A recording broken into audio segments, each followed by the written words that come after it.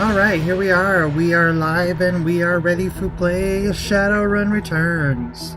It's Wednesday. It's just a day to have some fun, so we're gonna keep on with Shadowrun Returns. It hasn't turned out to be too boring, that's for sure. It's a fun game. It requires me to do a lot of talking, so I might alternate in and out sometimes just because. But yeah, just because. But yeah, so here we go. Let's try to get some light over here. Wow, there is a big lag on the stream, but that's alright. So let's go ahead and get started.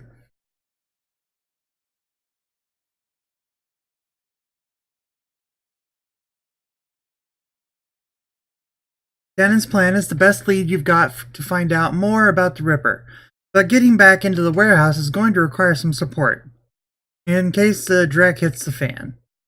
The Seamstress Union will have exactly what you need: a fixer, finding the necessary middleman, and deal broker is key to most plans involving Shadowrunners.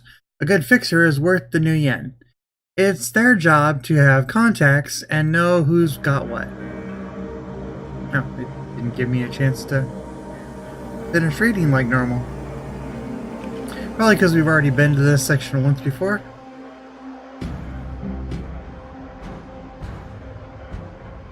Let's see who we've got to talk to. Don Bartlett. Full of life with a quick smile, the man tilts his head and watches you approach. Hey lady, what's shaking? Little this, little that. What's it to you? Around, there's a whole lot of shaking going on. Little this, little that. I hear ya. I might have something for you if you got the new yen.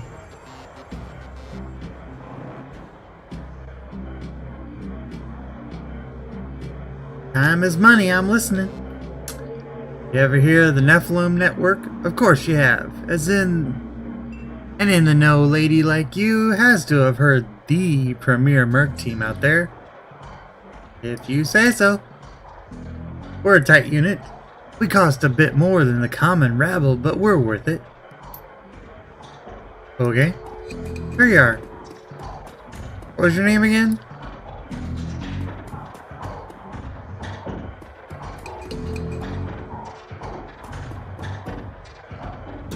Hello, Jessica. At a glance, you can tell that Sam's sister Jessica is from a different world, the opposite of Sam in almost every way. Her suit is tailored, her eyes are sharp, and her style exudes authority.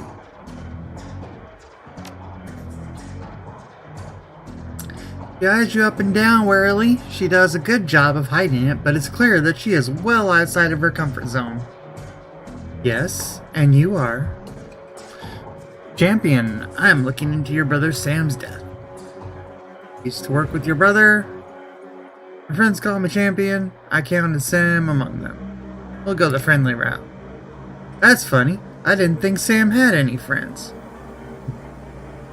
Friendship is defined a little differently in the shadows. Maybe form business partner. Quality over quantity, I suppose. Friendship is defined a little differently. I suppose it would have to be. You're the one I was told about on the phone. A woman who called herself Coyote contacted me this morning to inform me that my brother was dead, and that I should come to this place and speak to someone about an investigation. Investigation. Sam didn't die of natural causes, that's right, and I'm hoping you can help me get to the bottom of this. Sorry for your loss.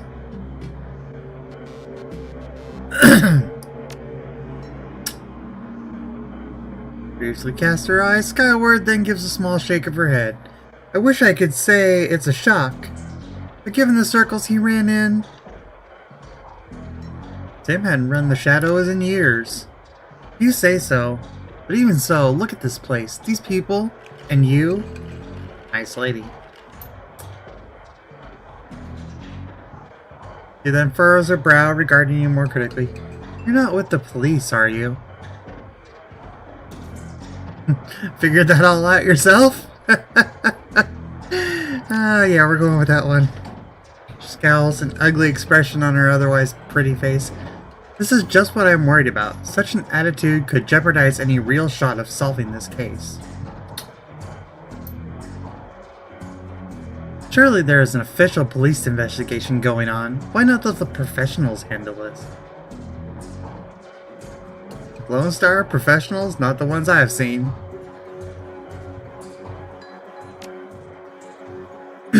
But you must have better things to do than waste your time searching for whoever killed my low-life brother. Lovely. Nice woman.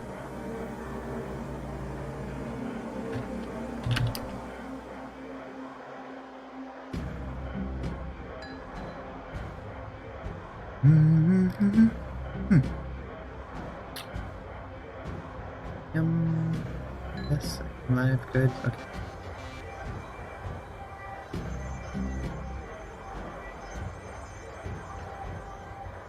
Alright. Way low lives have to stick together. That's kind of payday. A few things. First, Sam was a friend, and second, I'm being paid for my trouble. We low lives stick together. Seems genuinely surprised. Someone's paying you? I find it hard to believe that anyone who really knew Sam would put up the money. Who is it?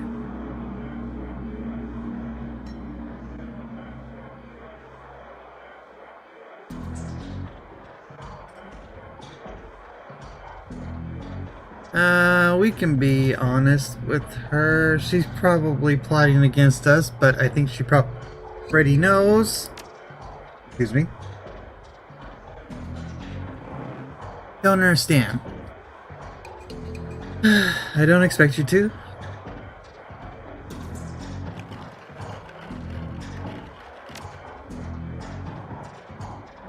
Am I to believe that my drunken sot of a brother hired you to find the person who killed him after he died?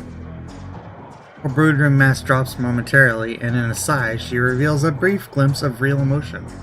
I left Seattle to get away from Sam and his bullshit. Now I'm back, he's dead, and I still have to deal with him. Jessica composes herself in a breath, the mask back in place. Listen to me, champion. You seem to like a decent person, but I'm trying to move on with my life. Our mother killed herself last year, and Sam, well, Sam was Sam, you know? I worked so hard to put my family issues behind me. I don't want to see this drag on.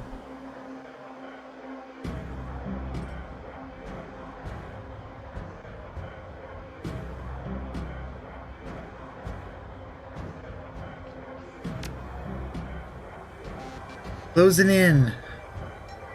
Appreciate that, but I think I'd prefer to just let it be. No one else needs to get hurt.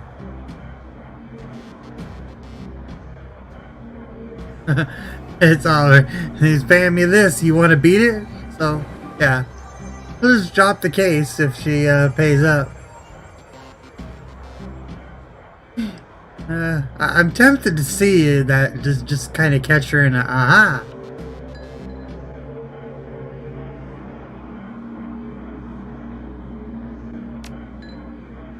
So just like everything else with Sam, he finds a way to use people, whether he's alive or dead. No, I don't have that kind of money. Besides, she's done. Never mind. I can see that you are not going to let this go, and I respect that you are honoring my brother's memory in your own way. But I hope you can understand how emotional this is for me. Because demeanor instantly changes from reluctant to helpful in the span of a single meditative breath. Maybe you can do things in a way that police can't, and maybe I can help. What do you need from me?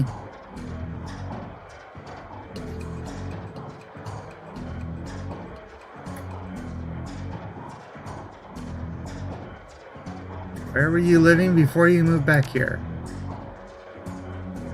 How free. Brought you down here. It was less of what brought me there than what made me leave here. I felt lost in Seattle, so I moved to California to see if I could find myself. And did you? Actually, yes. While I was there, I developed a whole new outlook on life, a vision for what the world could become, and I came back here to help make it happen. Last time you spoke to Sam. It's been ages, I can't remember.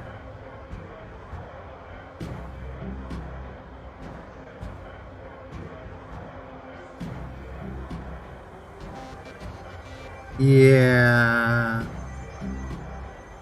That's a lie.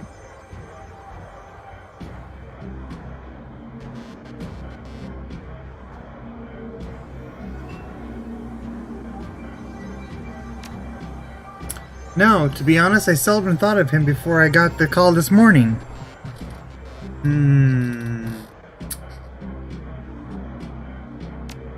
Where are you tonight? I'll overlook the implied accusation and tell you what I was at a fundraiser all evening. A very crowded fundraiser.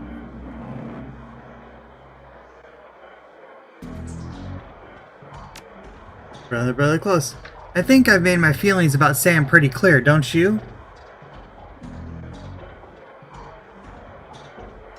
Sounds sad that he's gone. I mourned losing Sam long before he died.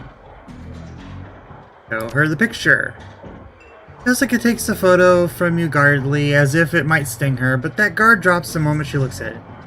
Where did you find this? Sam's bunk. Can't believe he kept this. One of the few possessions he had. His photo. What happened? Things were different back then. We were different. We were a family. Oh, I missed something. Oh, darn it. It double-clicked. Sam tried to be the man of the house. He truly did, but he couldn't handle it, and pretty soon he had spent every dime of our father's life insurance. Every dime. After that was gone, Mom working 2-3 jobs, he spent all her money too. I couldn't stand the way he abused her trust, so finally I just had to leave.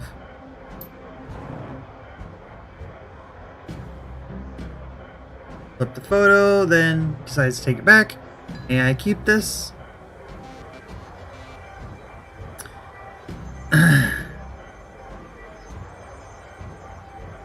That'll disappear. But what the heck?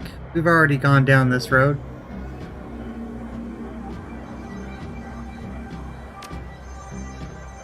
Sam's biggest enemy was Sam.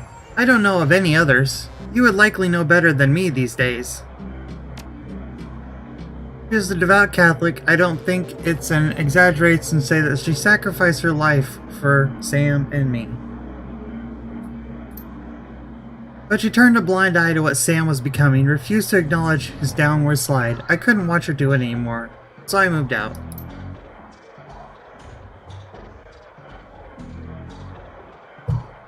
After I left, we drifted farther and farther apart. I wasn't here when she died. In fact, I didn't even know about it until I returned to Seattle 5 months ago.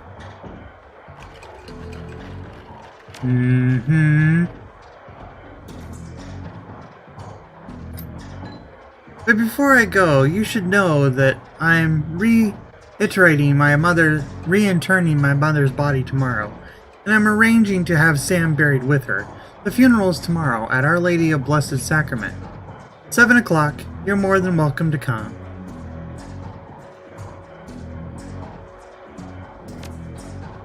Goodbye, champion. I hope you find what you're looking for. Stay safe.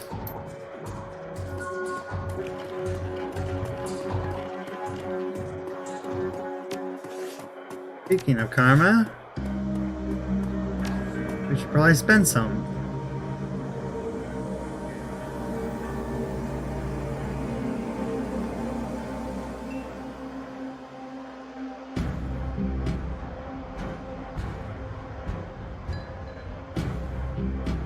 How are we doing in our chi combat here?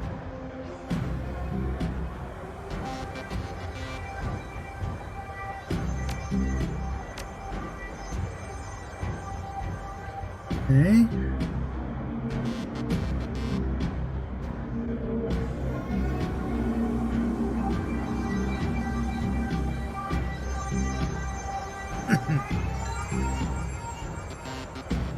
Is this one like it's suggested? Yes. There's like an extra proficiency or something. Not sure what that means, or it's highlighted like that. It just means it's available, I guess. Maybe? I don't know.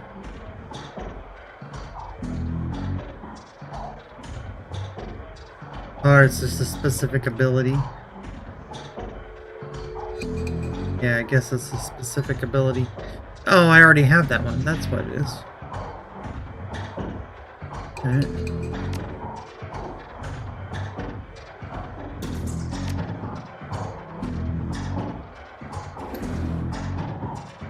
Don't want that one. We definitely want the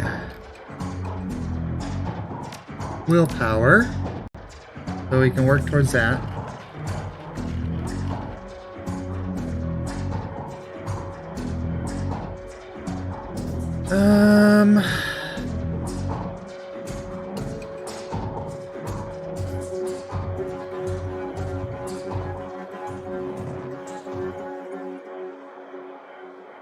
Sure, we can learn some throwing weapons.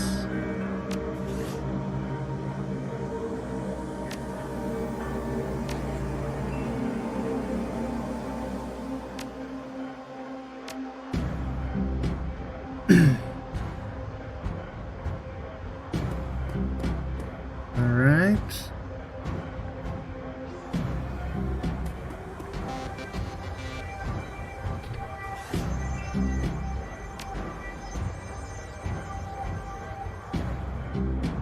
Talk to the fixer, Mr. Delilah, about hiring runners. Okay.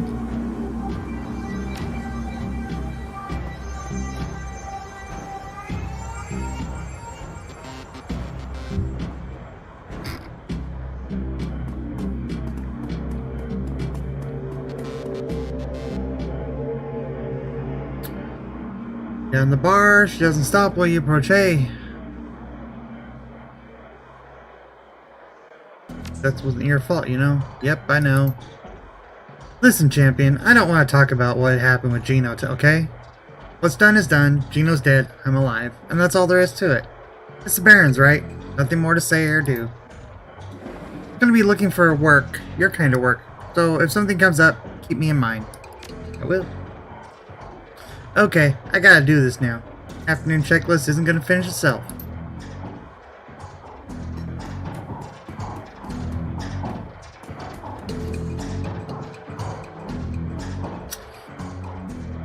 If you're talking to me, there's business to transact. Am I right?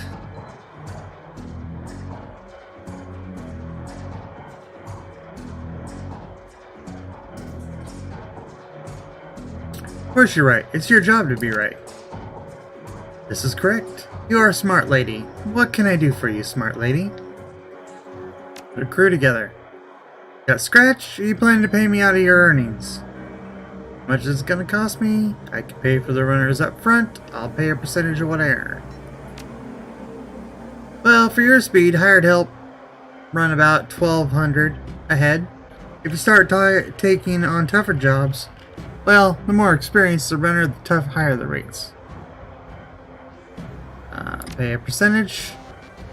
Screw you, I don't speculate. Guess I'll pay for them up front. Excellent. We agree on terms. I've got some runners on call if you've got any special requests.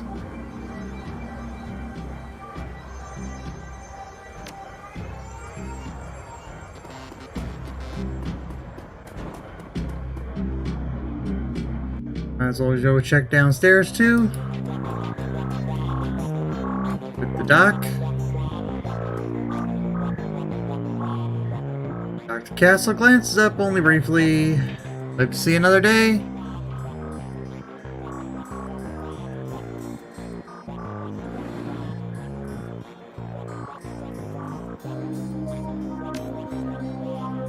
As long as you end up here in the end and not on some organ grinder's table, I'm satisfied. Granted, a repeat customer means a person courting death more often than any good doctor should condone. But I don't suppose I can dissuade you from your course of action. Only life was so simple. Very well, then let's talk about how I can help ensure you make it back alive once more.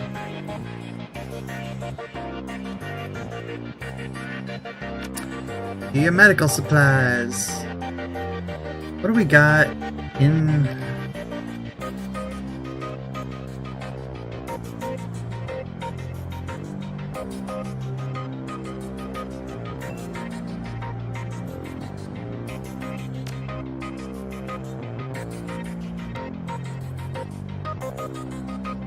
med kits.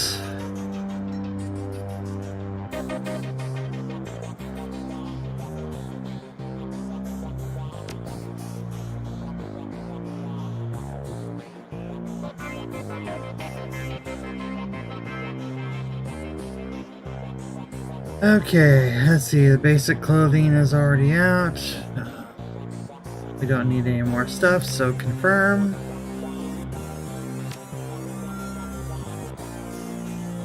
I suppose you might expect that I had a fall from grace. Certainly that is the case with many of my peers. If not that, you might think that I was compelled to do this because a friend or family member became a Shadowrunner, and I hurried to their assistance one fateful night. But the reality is, I grew up knowing this is what I wanted to do with my life. My parents were both Shadowrunners, and very successful ones at that. So successful that they retired in a very large house and raised a litter of kids who grew up hearing the impossible tales of their parents' younger years. Of course, we were expressly forbidden to follow in their footsteps. We were all expected to attend university and take full advantage of the opportunities they had fought so hard to give us. So Mom and Dad were proud to see me pursuing a medical degree, and the only minor reservations about me applying that expertise to the treatment of Shadowrunners. After all, they never would have survived long enough to meet and fall in love if not for the ministrations of several street talks along the way. I suppose you could say I was born into this life after a fashion.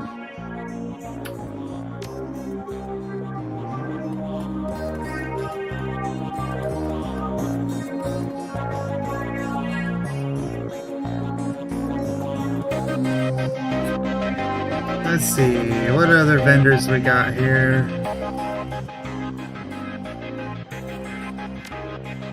See what you got. Got some key-casting spells.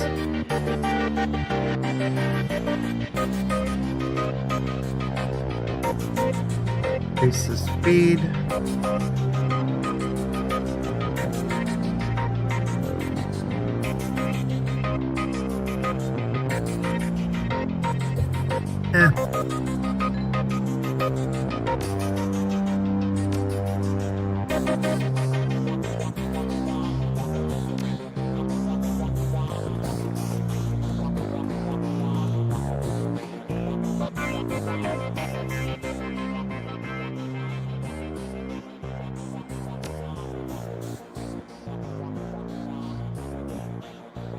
More med kits, more repair kits, grenades.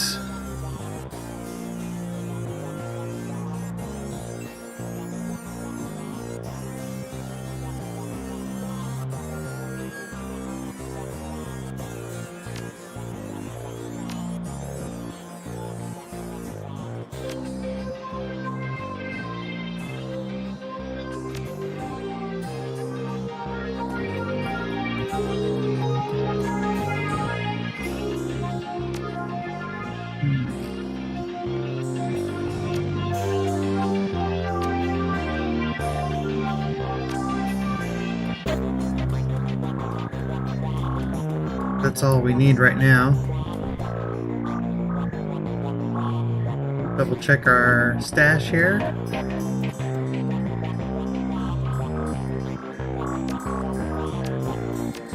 Got a baseball bat. We don't really need that right now. We've got the Beretta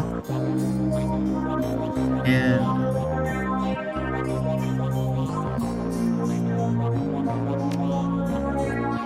I think that's maybe the reason why it was highlighted, because we don't actually have that skill. Kind of firing it untrained. That's alright, we're using mostly hand-to-hand combat anyway.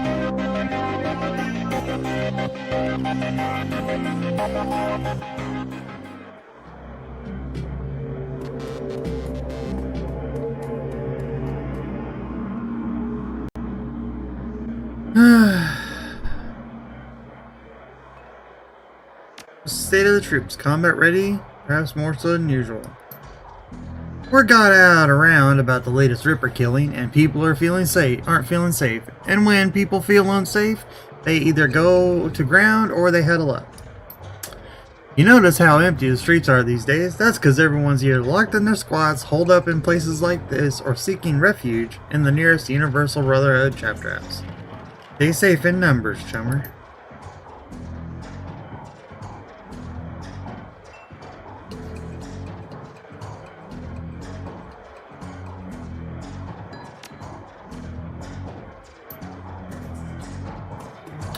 Alright, let's go talk to Delilah. Ready to go? Let's see.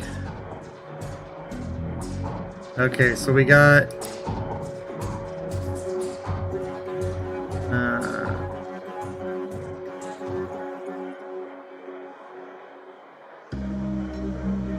we got Coyote still.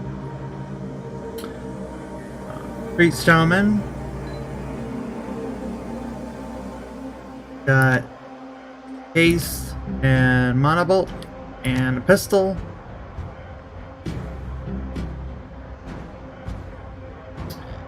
Marta is a former ganger who found a second chance in a boxing gym. Fast and tough and has a short temper. Lutera's dwarf adept. We already have an adept. Human adept. Troll decker. Human decker.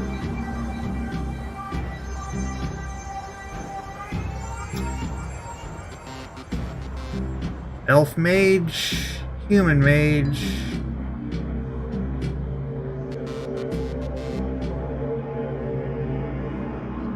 Samurai. Another shaman. Orc shaman. Tennis bendy.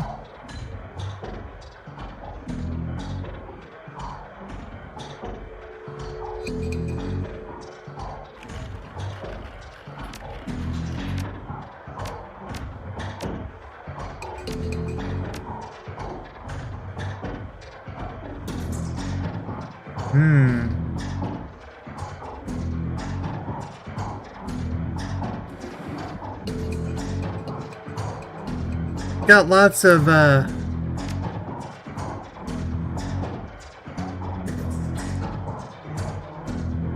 these might come in pretty handy with a sneak mission into this that we're doing here. But we already have one shaman. We definitely need a decker. It looks like D. Morgana is our choice. And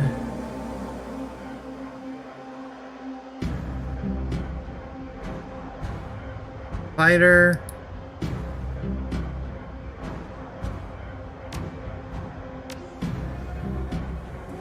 A shotgun and an assault rifle.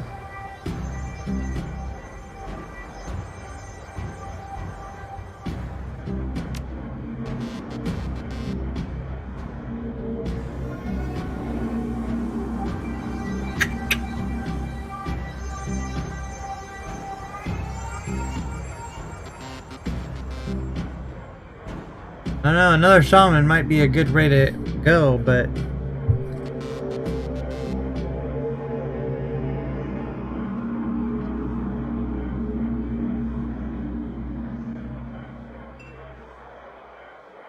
we've got Jessie, she's got the firepower.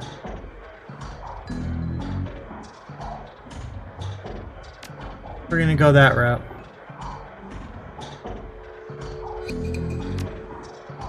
Alright, these runners. Yep.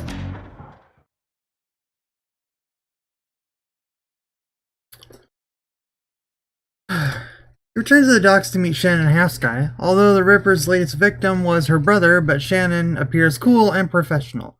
A consummate runner by birth, if not by trade, she'll get the job done, and hopefully one of the heart spirits in this place can point you toward the Ripper. Dealing with spirits can be tricky business, but when they deliver, it's pure platinum. One doesn't have to be an Amerindian shaman to summon and control spirits. Anyone with magical talent can do it, but Shannon seems to have a particular connection to the spirit world. As you approach the gate, you know something's not right. The docks, already strange and uncomfortable at night, trigger the need for caution. Then you see it. The guards are missing, and the gate's been smashed in. Uh-oh, somebody beat us here.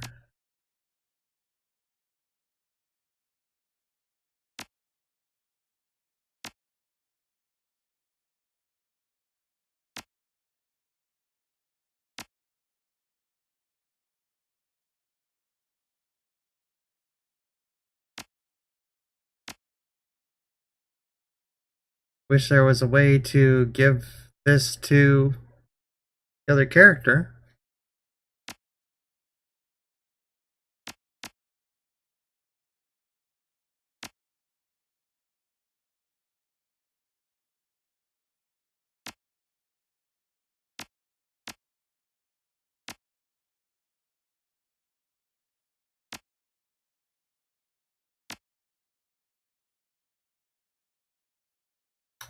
No, doesn't look like there is, so I guess we'll go this way.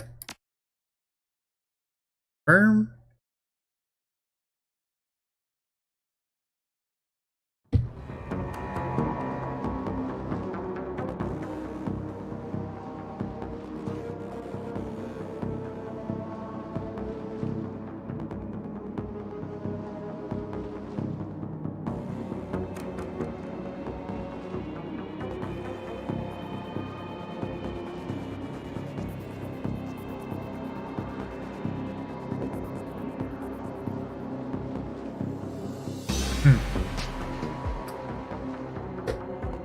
Alright.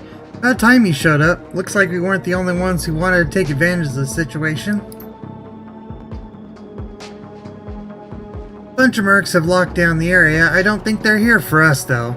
My guess is there's somewhere worth a bit of coin left in that. There's something worth a bit of coin left in that warehouse.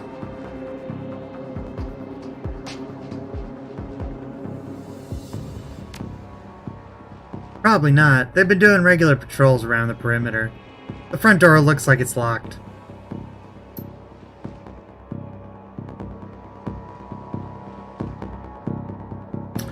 We got this guy here.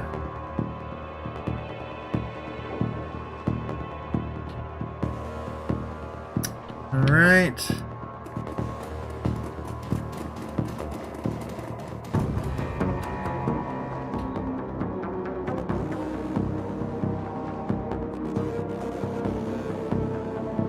Way in. Looks like the frontal assault is the only way we're gonna get to do this.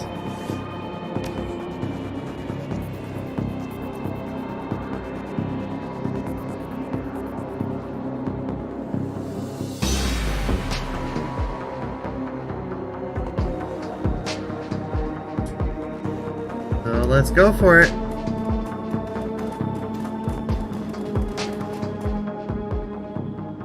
You there, this block is off limits. We got a gas leak on the docks here. No loitering. Right. Guy doesn't look like one of the hired mercenaries.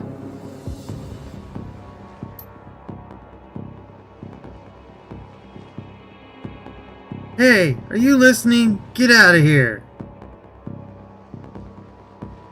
Not here for you, just let me through. Look, lady, I don't want to have to do this. And he's gonna run in circles.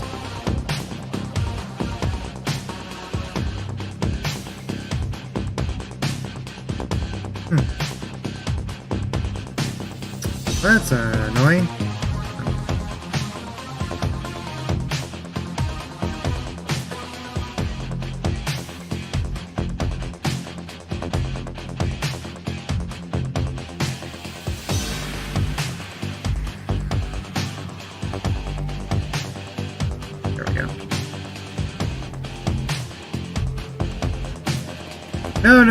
No, hey, no, shoot.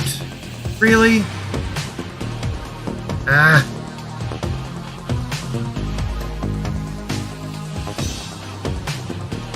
That was my entire turn? Wow. Okay, well, whatever.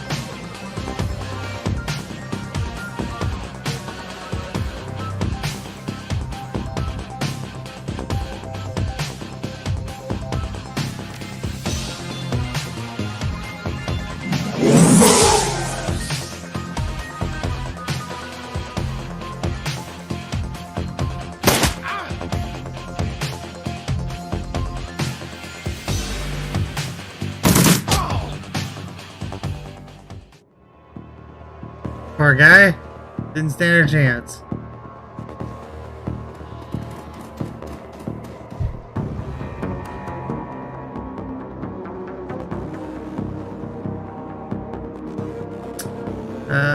There are lots of...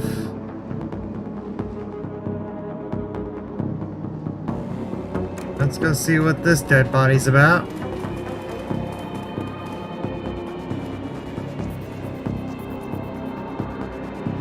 Apparently nothing of consequence.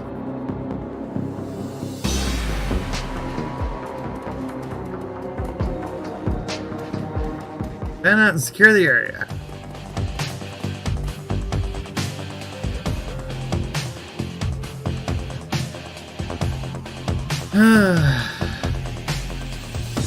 I only got 1 AP. Is it my outfit? What?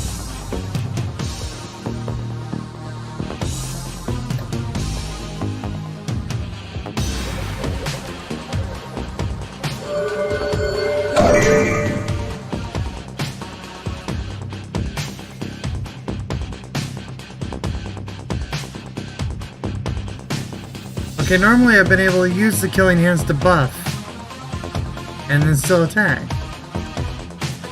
This is acting really weird. I'm not sure what the deal is.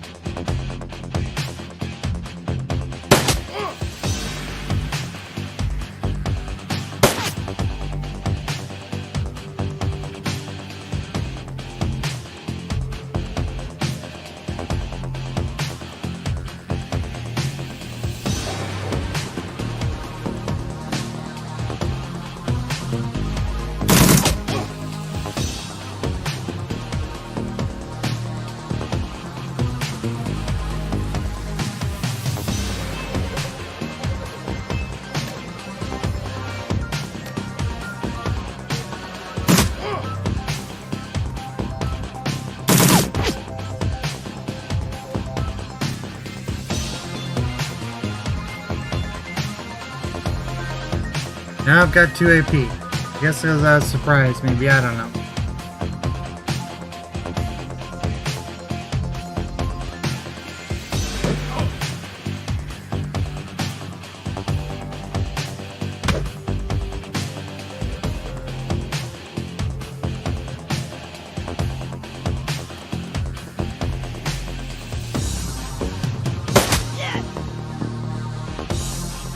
Nice.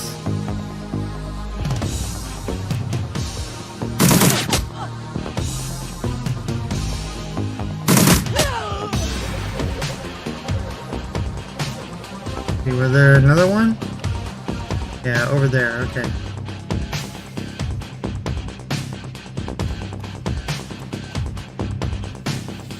No line of sight yet. Key to the warehouse.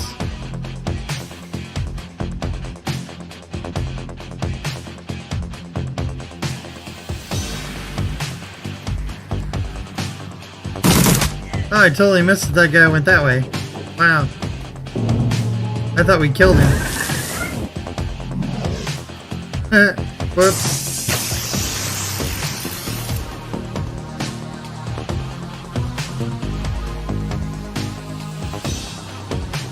Minus 10 per round, wow.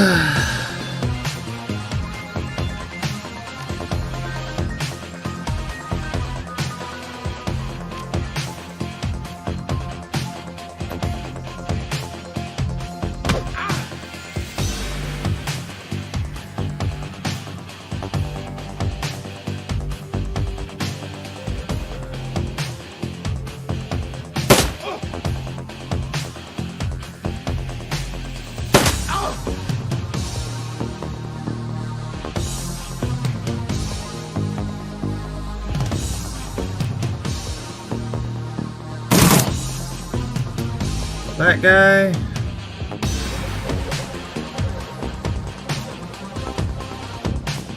And reload.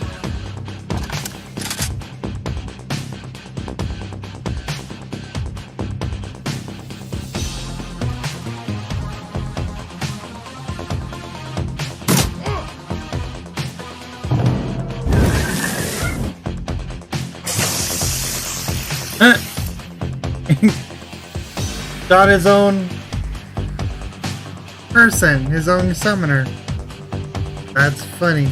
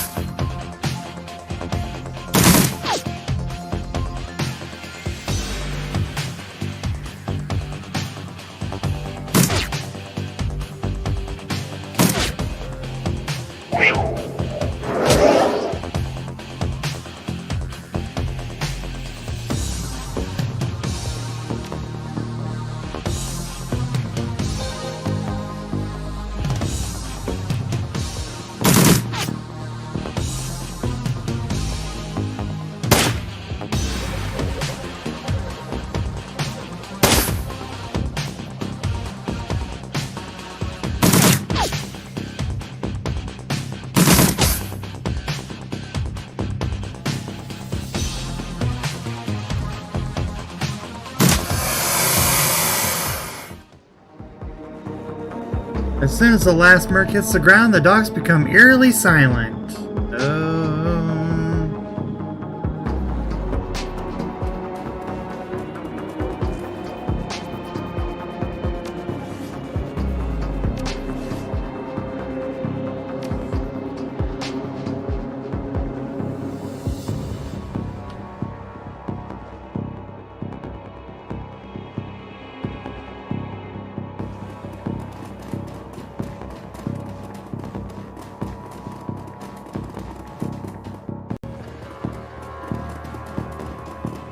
Go search for a little bit, just to be sure.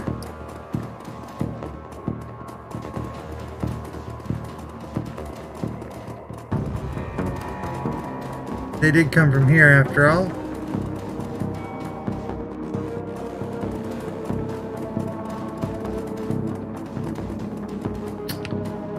Nothing out of the ordinary over there. Time to go in.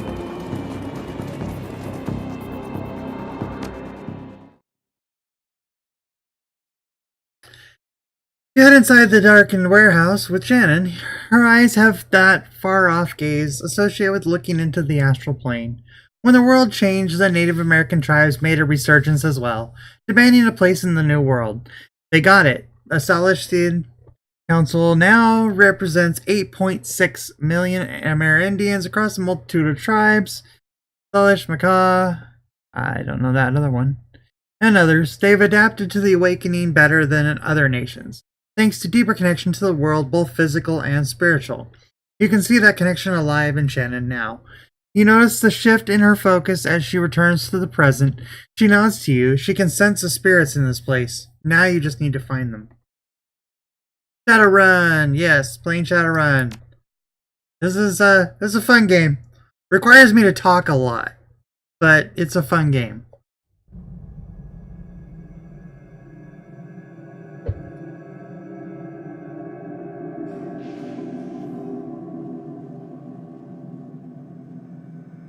The runner. Another runner. Another runner.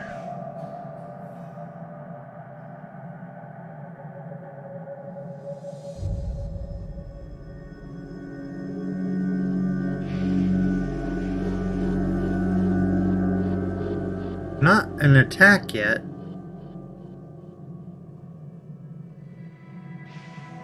I can kill two birds with one stone. I wanted to review this game, so I heard a lot of awesome things about it. Yeah, it's pretty fun. It's a good turn-based thing. It's, you know, it's it's the same basic concept as most turn-based stuff, where they've got these grids on the floor and stuff like that. It's kind of like XCOM in that way.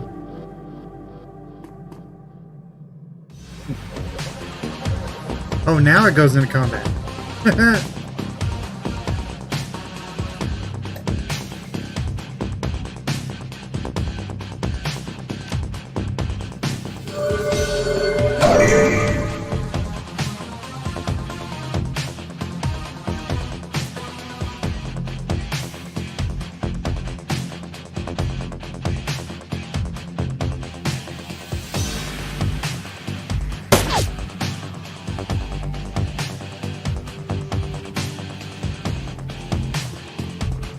This way.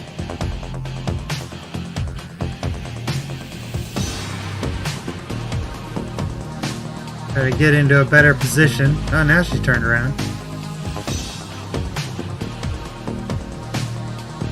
Didn't she have two guns? That might be somebody else.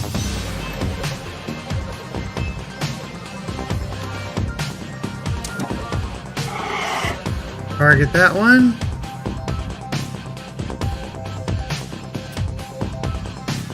She's the one that's got two guns. Shotgun and the AK.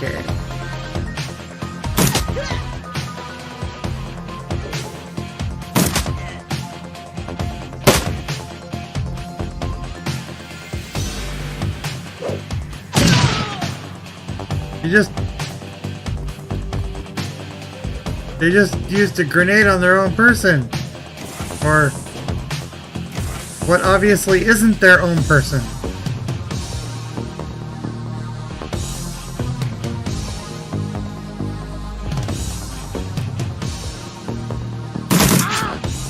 No. I need to use hand-to-hand.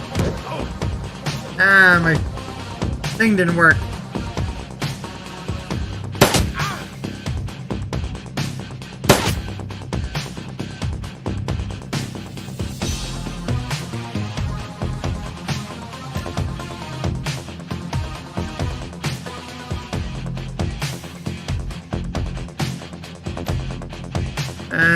No. Let's not do that considering I'm right in the path of fire.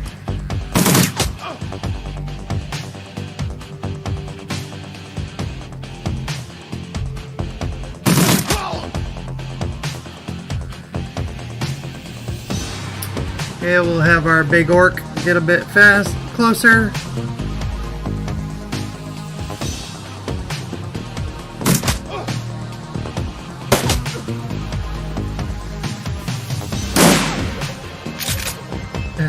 Yeah, it does force you to use the guns a little bit, some. But yeah, for the most part I use the hand-to-hand. I use the cheat casting for her. So I've got these.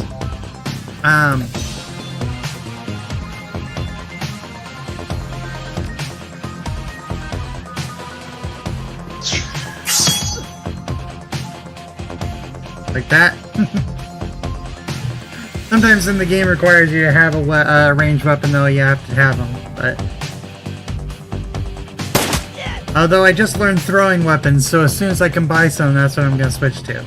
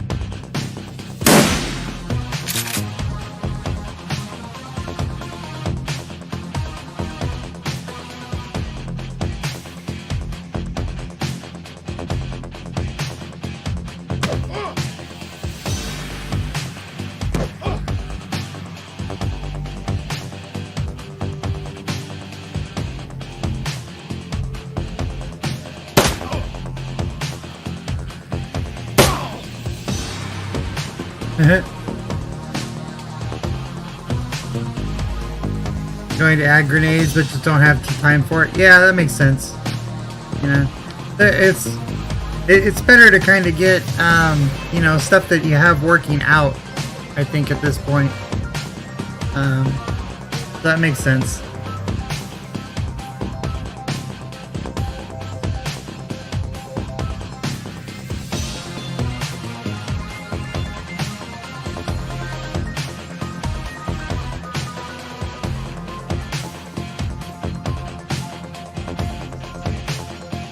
Oops. No ammo. Oops.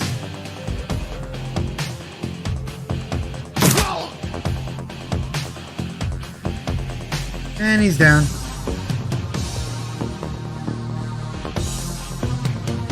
We're still in combat.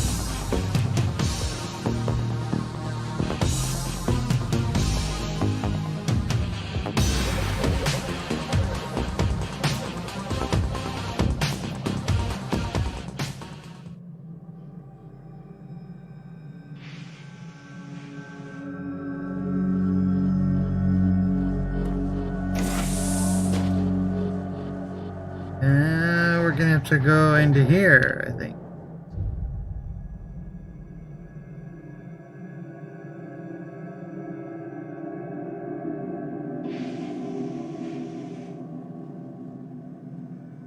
Alright. Oh, so this is gonna make us actually, like, move in strategically. That's cool.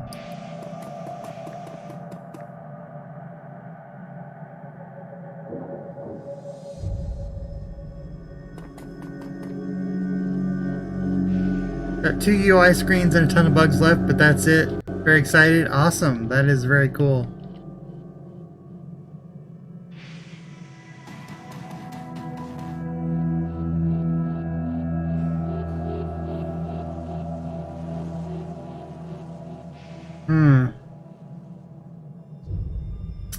Nothing here.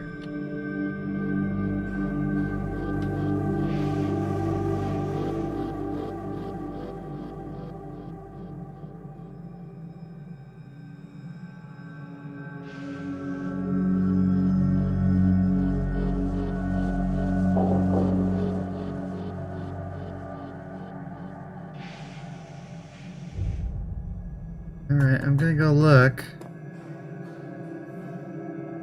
I don't see anything worth fighting.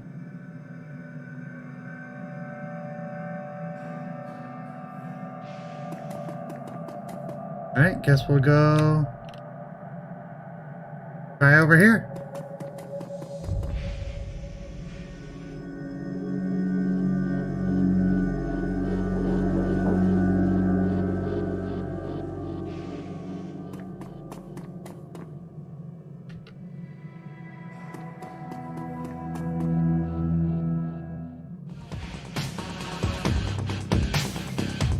No, that must have brought somebody up. Oh, there we are. There's a bad guy over there.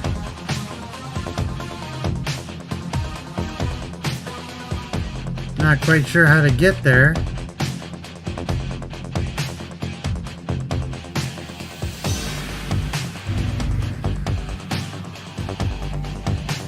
Looks like we're going around.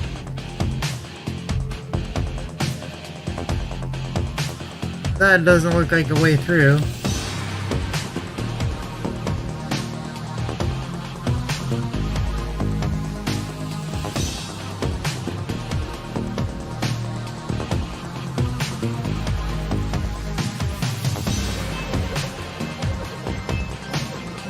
Aha, there we are.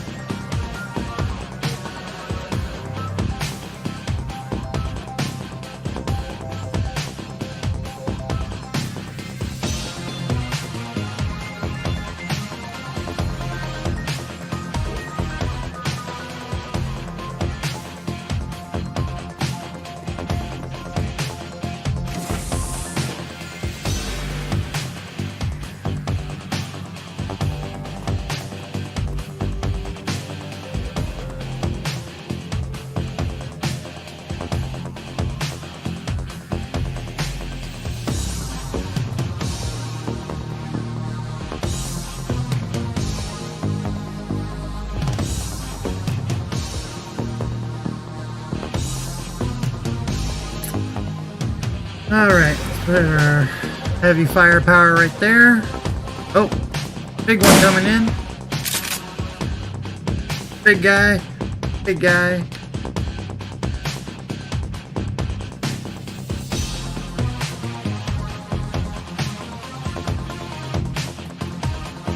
And Hikari runs in with a big old punch to the face.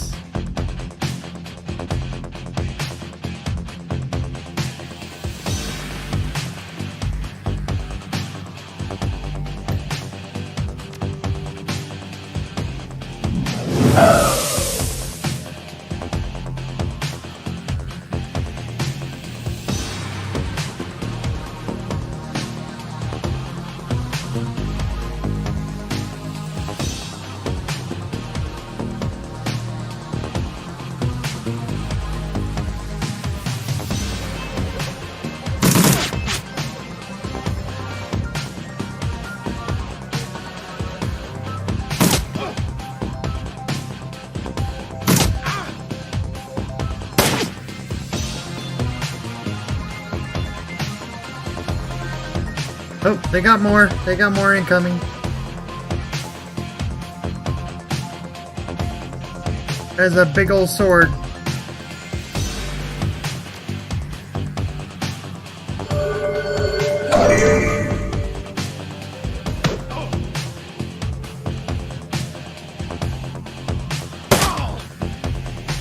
But it's not to worry about now, because he's on the floor.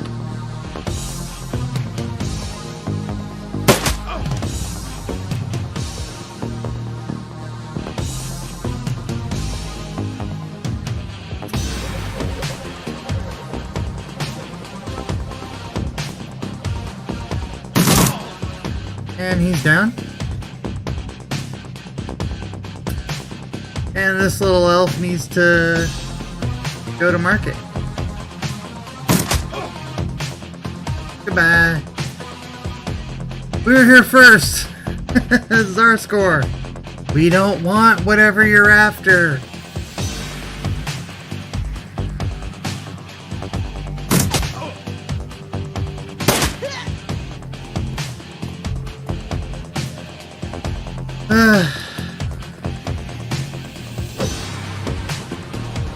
Ouch.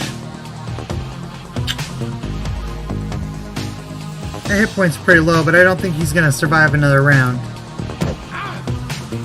There we go. Yep, and I healed from killing him. Oh, where'd she run off to?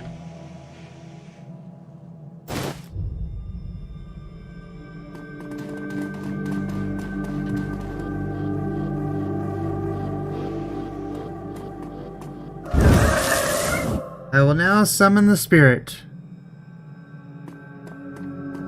Forgotten souls. The air grows cold and the spirit of dead children coalesce with the vapor from the vapor of your breath. The cherubic faces are burned and their lips quiver as if they are about to cry. But their eyes are round and vacant and they glare at you now, unblinking. We are the innocents who have perished in these flames, choking on smoke as we fell from the sky, crying for our mothers. You bring anchors to your world, which was once home to us, and we will use them to testify.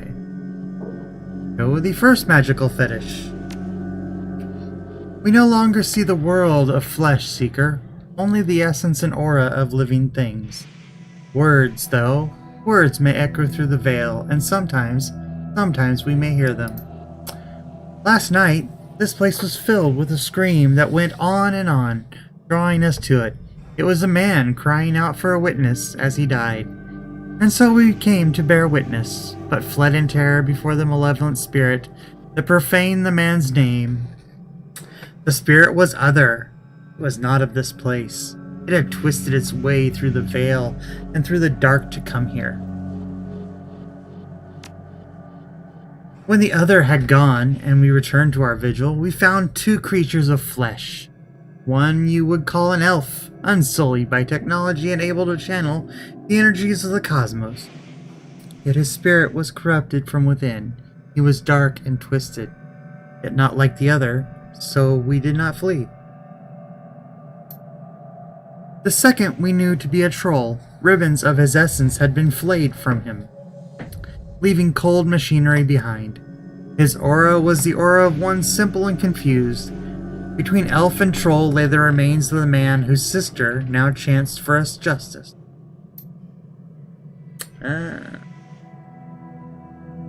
The elf. His essence remains in this place, where the man died. Something has been left behind. A small part of him, perhaps.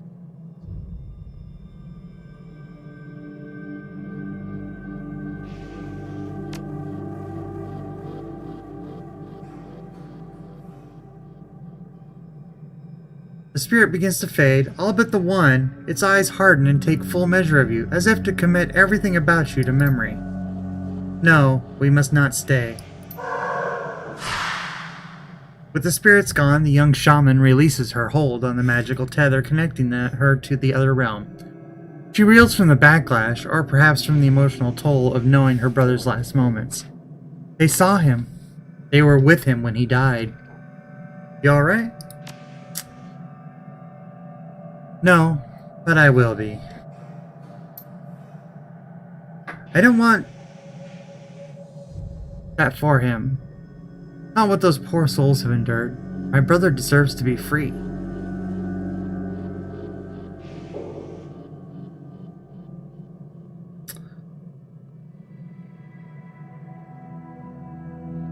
He is free. What we do now, we do for the living. Thank you, and you're right. This isn't over yet. We have to find that piece of the elf that Spirit spoke of. It's our best hope of stopping this.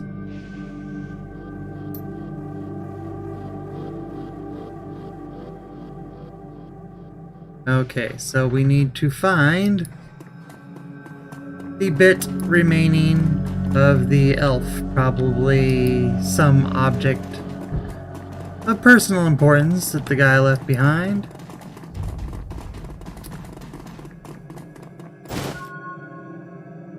Blood. Ooh, he left blood. This is what the spirits wanted us to find. The piece of my brother's killer. It's not much, but it's enough. Scowls at it, looking every bit like she intended to reach through the small sample and dismember its owner from afar. And perhaps she can. Is that enough to target a spell? Can you track him? I can, given enough time. But I still feel quite drained. I'll need to rest before I can try anything so involved. When I'm able, I'll communicate with Bear, consult the spirits, and do what must be done. In the meantime, you might take some portion of the sample to pursue a more conventional avenue. Good. Let me know if you learn anything about this elf and troll. And should you find them, I want to be there when they are brought low. I want to see the light leave their eyes, for my brother.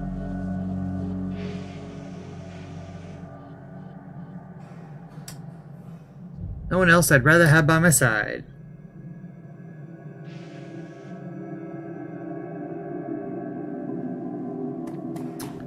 Alright. So that is good. And we are out.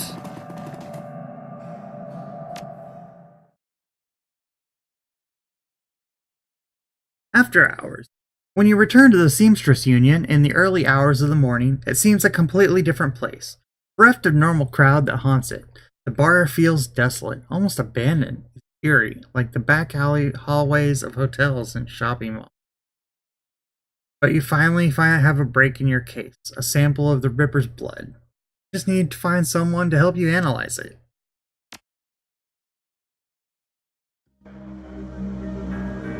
But now its colorful staff, cast of regulars and posing tourists, the Union feels hollow. The front bar and lounge are deserted except for a handful of janitors. Yeah, the janitors are seldom what they seem here, though.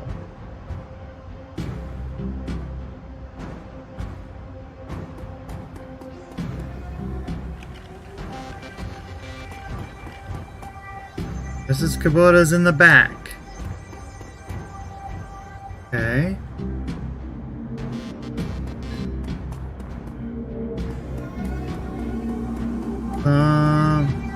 just swept there. Gather around the intimate back bar. Miss Kubota and her coterie gather for breakfast, with the lady herself doing the cooking. The smell of soy calf and something resembles sausages fills the room.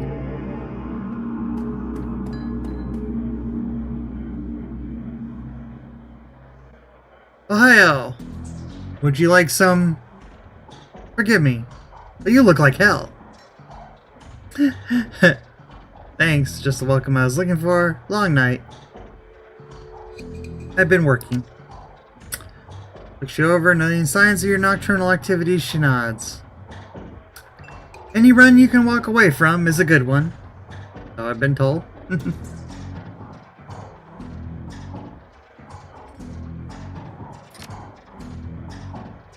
I can tell you've been having a busy, and I can tell you have been busy, and can see by the look on your face that there is something you need. Is this about the Ripper? DNA evidence. Maybe anyone downstairs. Could be.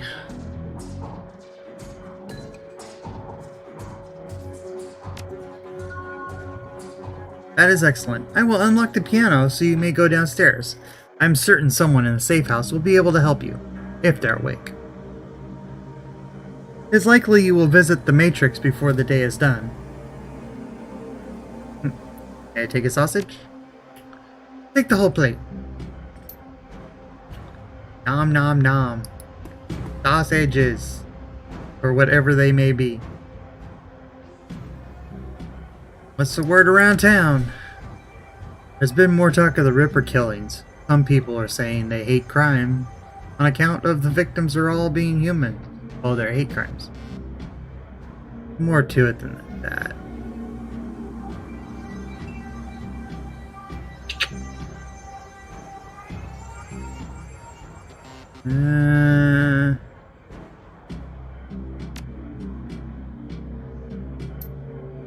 People are just too quick to label something as hate crime. Check the census. The city is still 66% humans. Close your eyes and throw a rock, you're more than likely to hit a human. Doesn't make it a hate crime. Still a crime, though. That should be enough.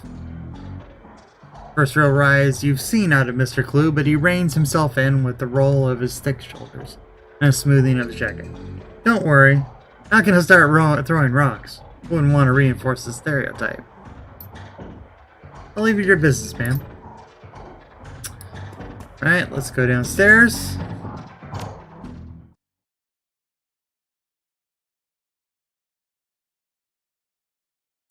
We're doing a lot of legwork on this job, but it's going to require a trip to cyberspace and back to ID the Ripper. The Matrix, the cybernetic analog of Inside the Grid, the worldwide computer network. A digital world, information brought to life. Inside cyberspace, your avatar does all the work while your meat body is left behind.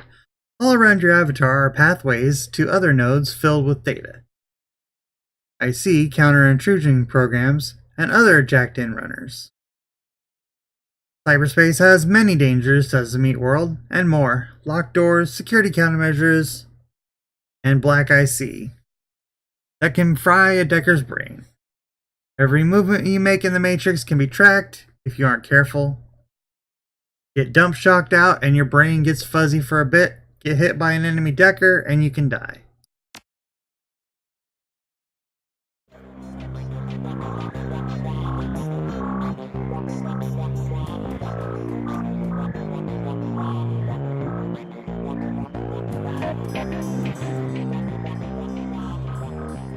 Look like you've been up all night.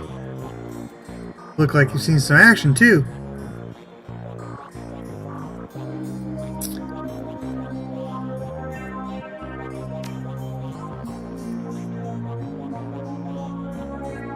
Here to buy equipment? Nope. DNA analysis. I can help you out. Castle equipment isn't really set up for that. I can employ a semiconductor chip that can decode DNA using a voltage change instead of light. That would eliminate the use of highly expensive equipment that would require otherwise.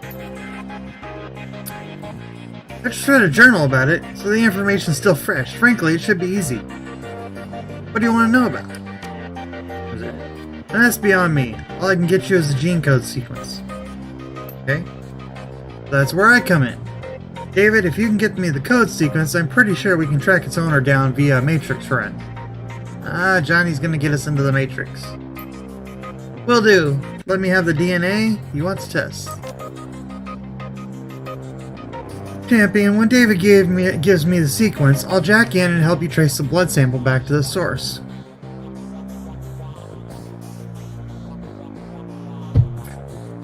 Thanks, guys. If this works, we may find the Emerald City Ripper. No, Drek? Wake up, Johnny boy. You got work to do. Champion, if you need any gear, I'll be right here. I just got a second wind. Meet you at my rig.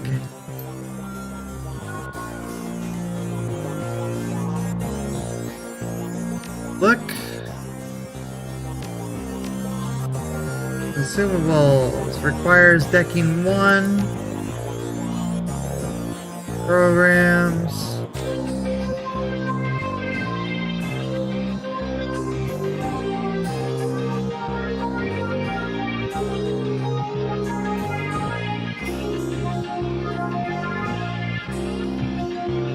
Sony brand. All 3 programs. I don't know, should we learn decking as well? I don't want to get too spread out on my skills. Oh, I got 18 karma to spend. Oh, wow. Okay.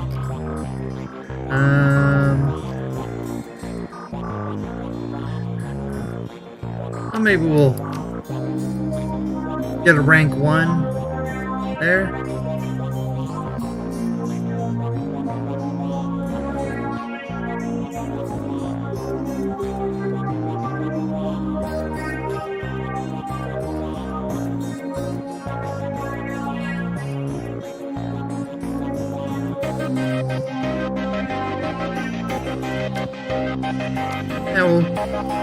Yeah, well, it's 2 points.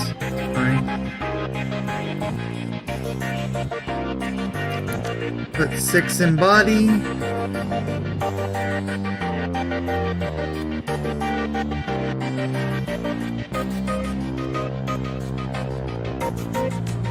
Get another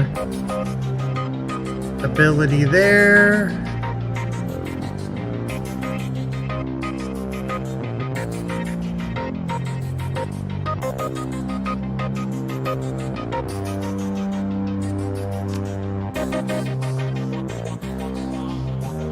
Mark target.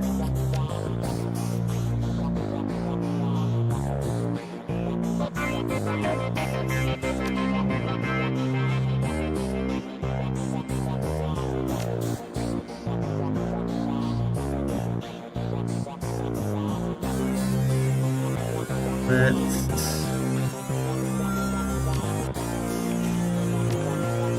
that.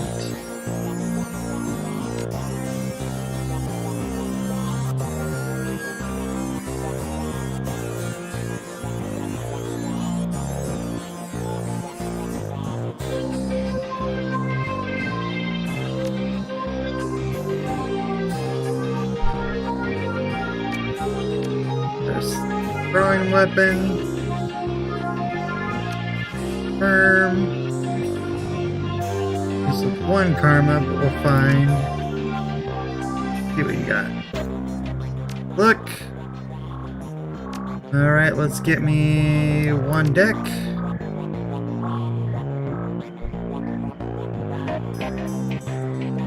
Now I require a data jack. I'm not sure I qualify.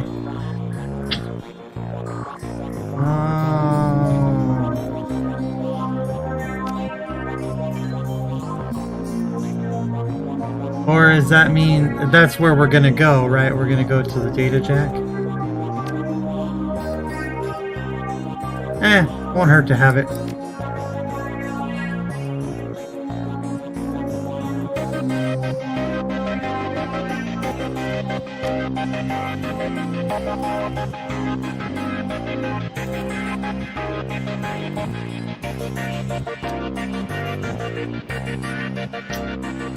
You got program wise.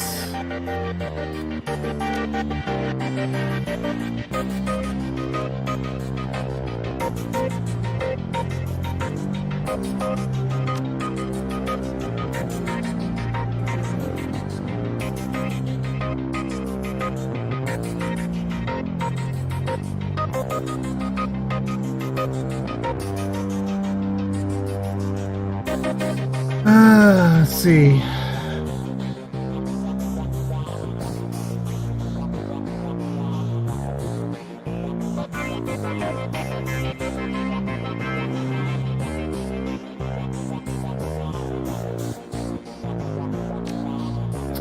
Heal.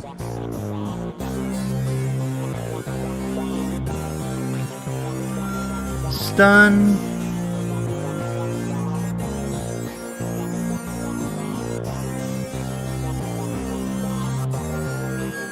And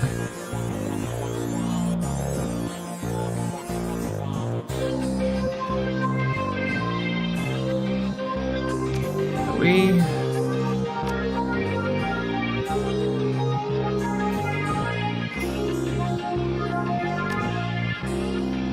okay.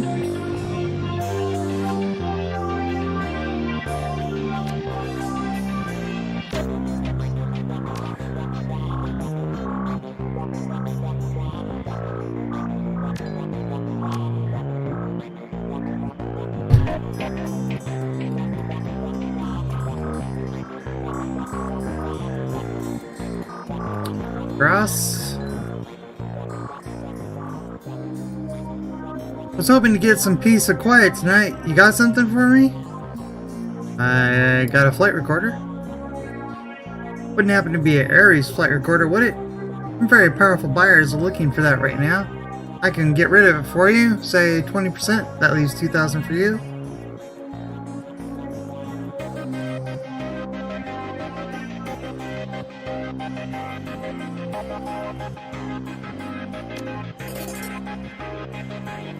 We don't have that etiquette.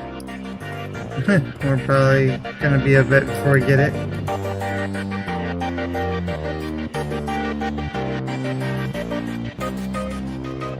Thanks to the semiconductor-based gene sequencing system that David employed, we should have the information we need to track the Ripper in the Matrix. Really impressed with his results considering it was his first attempt. He was utilizing an unproven technique he'd read about in a science journal. He's working from memory on minimal sleep.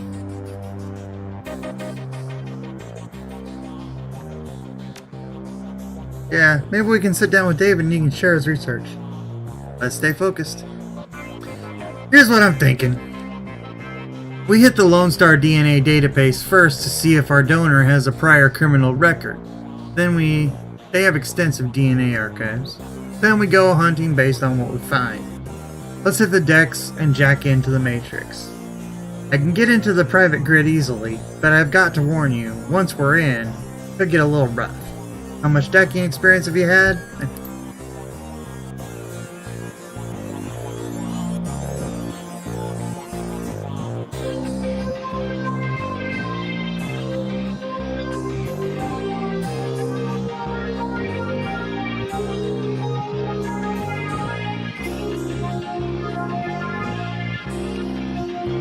Okay.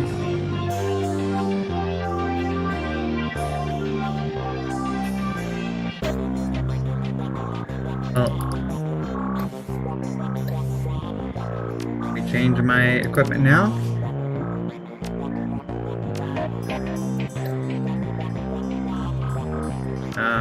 That's where the data jack goes. I need a data jack first. Okay. Well, I've got everything else, but I'm in combat now. I don't know what I'm supposed to do.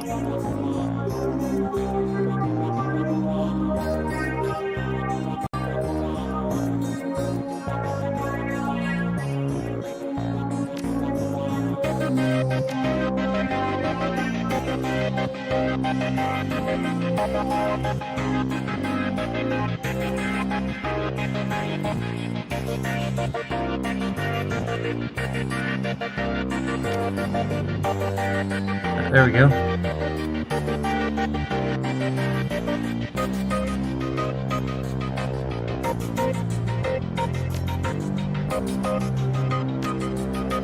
Oh, I see. Either... No?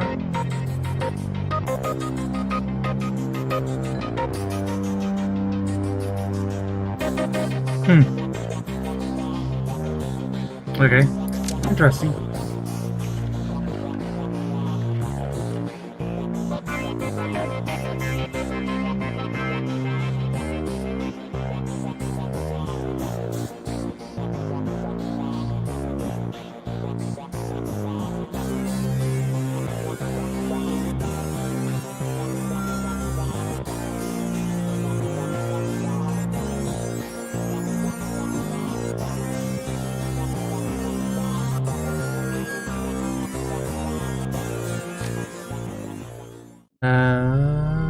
Okay. Your synapses light up as you connect your consciousness to the digital world. Although you aren't jacked in like Johnny, the sensation is overwhelming and electrifying. You can only imagine the way it feels for him. I see. So if I had the thing, I could jack in with him. If I was a decker with all my equipment. But I don't, so I can't. And he wasn't selling the jack. You have to get that from the doctor.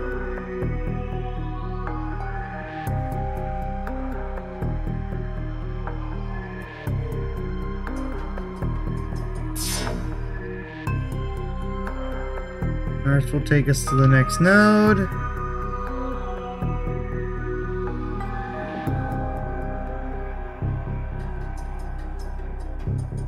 Data store is defended.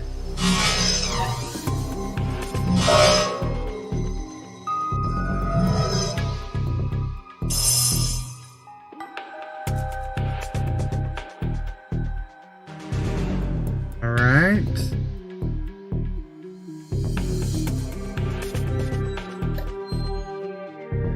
Killer.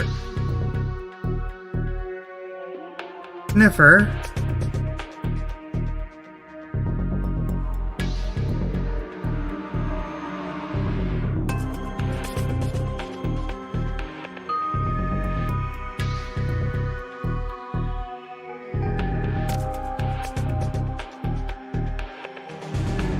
Come on. Get in there and target. There we go.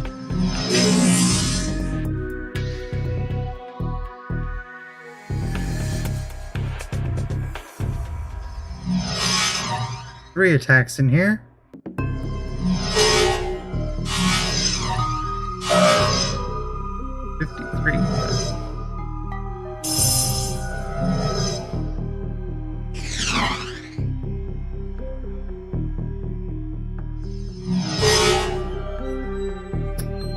Done.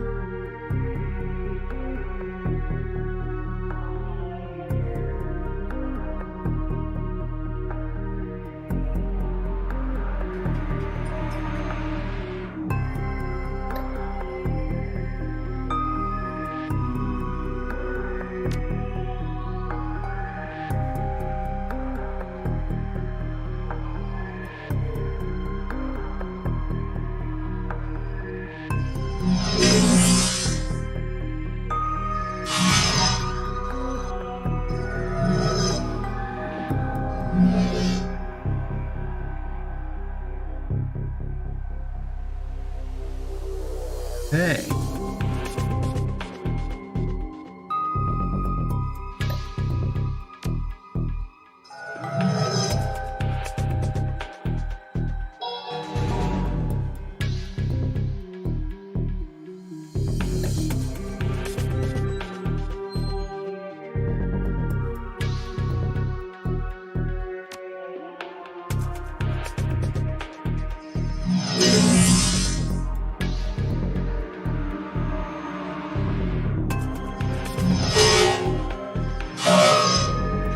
Ouch!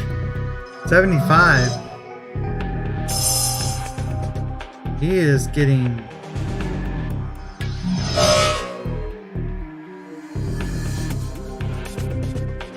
I can't tell if that killed it or not.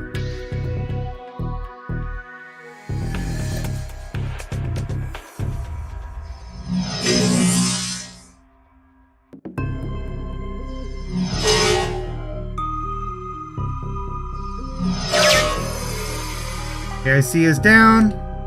Let's see if there's a match to the fingerprint.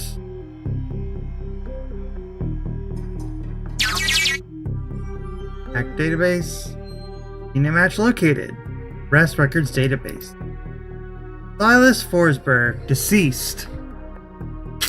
Chop stop surgical assistant. Priors. Breaking and entering. Public indecency. 1 count. Brought in for questioning on accusations of unlicensed plastic surgery. No charges were filed. 100% match to a dead man. Let's keep looking.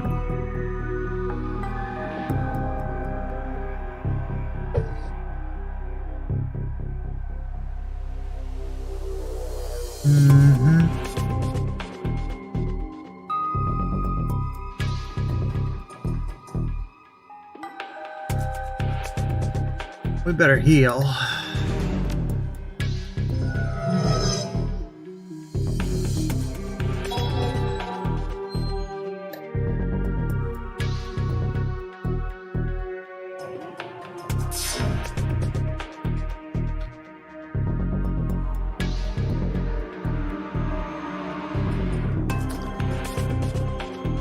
Let me guess.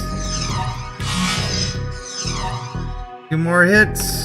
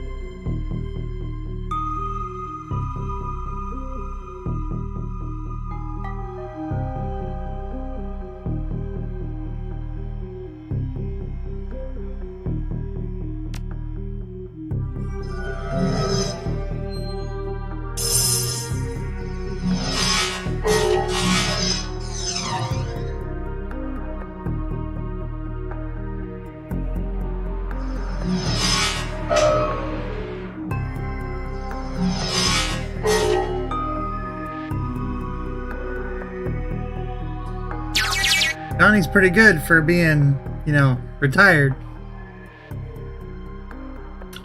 Lone Star Database autopsy records. Of course, he did say he was like really big back in his heyday.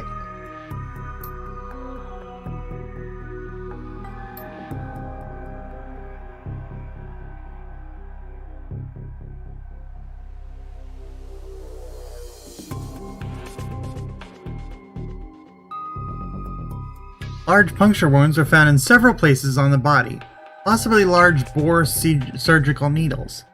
The body had been decomposing for several weeks before the landlord noticed the smell and called the police when no one answered the door.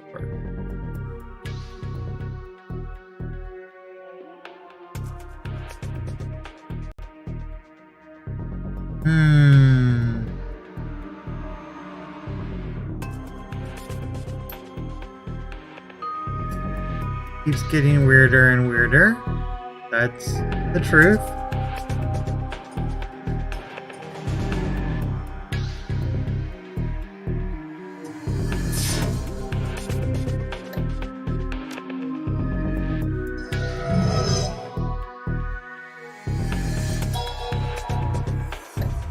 Assuming this alert thing is a self. Keep yourself calm.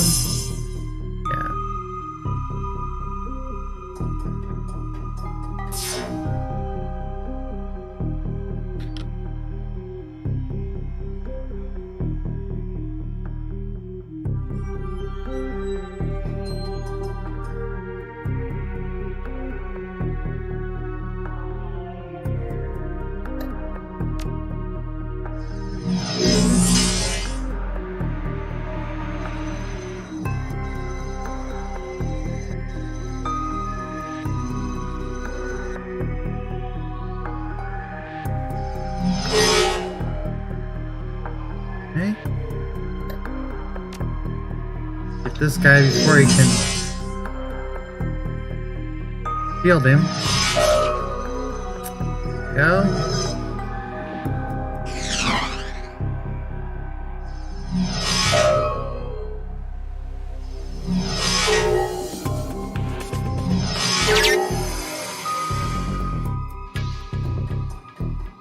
Combat here is pretty easy, actually. Here's Net 1. Return on subject Silas Fosberg. The body of Silas Fosberg, a chop-top surgical assistant, was found in an apartment in Snohomish earlier this week. Yeah, that's where I'm at. Very near there. The body had been there for as long as a month when Forsberg landlord noticed a rancid smell and contacted authorities. Lone Star representatives have issued a statement saying Fosberg's death had been ruled a suicide. According to reports, his body a mass of puncture wounds, and the cause of death was determined to be an overdose of anti-stress medications and sedatives. That doesn't sound right. The man's employer claims he was a dedicated employee, though he suffered from bouts of depression. Forsberg's next of kin could not be located, but the attorney appointed to his estate has located a will written weeks prior, leaving all of his belongings to his psychiatrist. The identity of the psychiatrist has not been released due to privacy concerns. Yet another sad end to a life, as is far too common here in the sprawl. Yeah. That might be something we can go on. Let's regroup in meat space for a bit.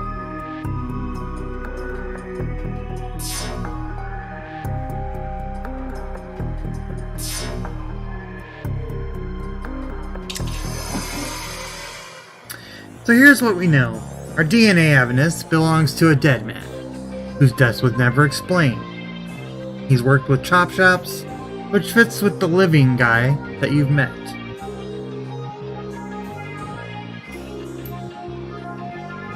The Newsnet said he left his estate to a psychiatrist. Maybe finding out who his psychiatrist was will give us our next clue. My gut says we can deck into the medical board's records and reverse trace to find the doctor. You in? Like my thoughts.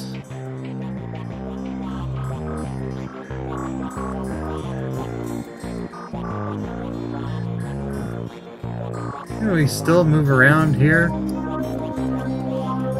Talk to people? I think we can. Oops.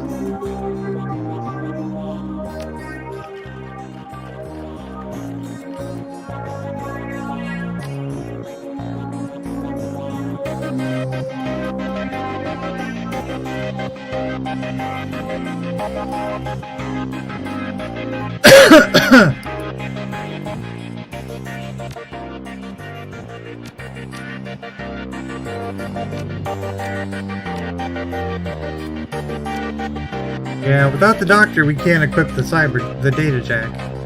We're kind of stuck.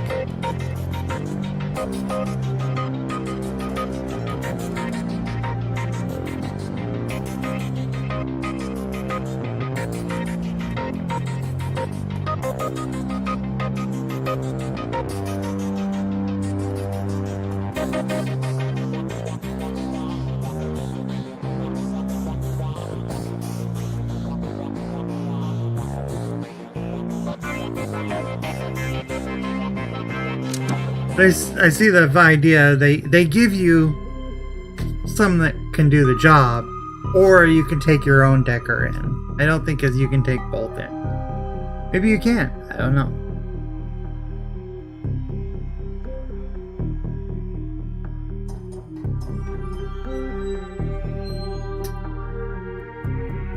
White sparkly.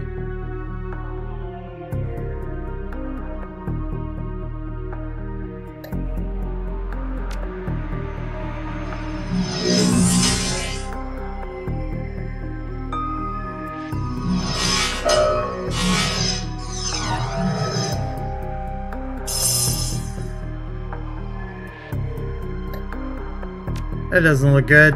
Let's try to kill him fast.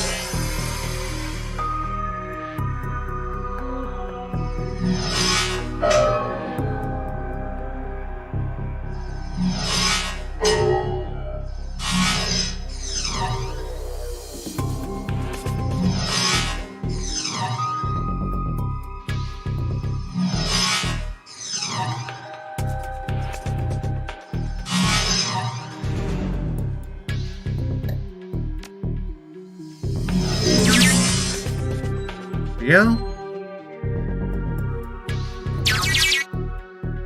Searching medical records, Silas Forsberg. Medical records, 2020 to 2030. One particular pediatrician entry stands out from the rest. Child suffers from chronic depression and social anxiety, most likely caused by the physical abnormalities. We've seen many cases like this recently, with the outbreak of channeling children being born with the aberrant physiology. We're seeing there is no telling what sort of brain functions are affected. Prescribed a series of sedatives last year that seemed to have no effect, upping the dosage. So is this before they realized elves were a thing? Data missing or corrupted. Contact your administrator for help. The file is quite large and takes well over an hour to read. The final entry, however, is the most significant. It is written by Dr. Henry Holmes. Silas has overcome significant mental disorders and no longer goes through periods of violent episodes. Latest medications have proven especially effective, but I believe that being treated by another elf has significantly impacted his treatment. Unfortunately, my efforts to maintain an emotional boundary with him have proven challenging. He has bonded to me in an unhealthy and frankly an unnerving way. His hero worship exhibits itself in the form of mimic speech patterns and adopting my dress. Uh-oh.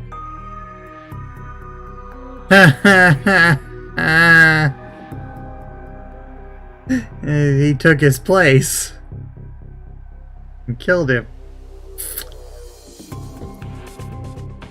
For this reason, and for the health of the patient, I am assigning another doctor to his case. I will inform him at the next session. Got a name now, Dr. Holmes. Let's keep going and find out where he works.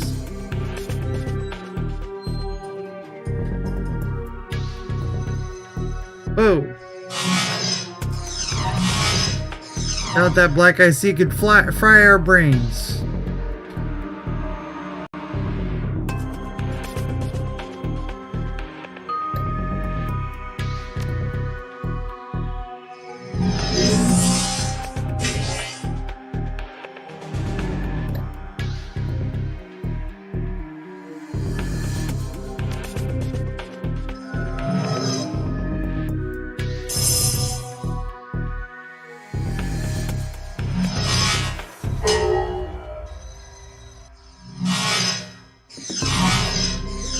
I wish the targeting was the character and not the space under the character.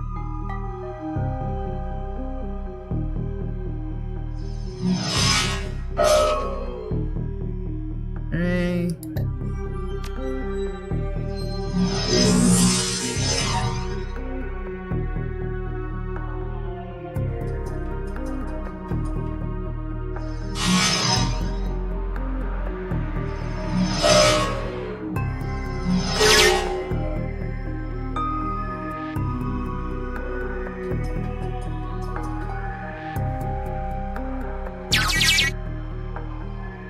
Employment records. Henry Holmes. Check his current employment status. Dr. Henry Holmes currently holds the position of Chief Psychiatrist and Administrator at Mercy Mental Hospital.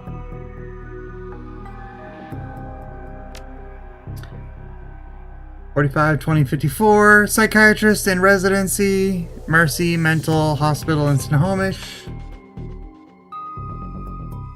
2040 to 2045. Attending Psychiatrist, Mercy Mental Hospital.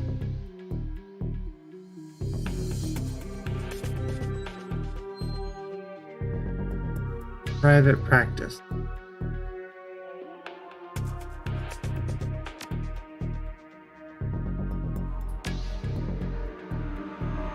Bingo! Back to me space again.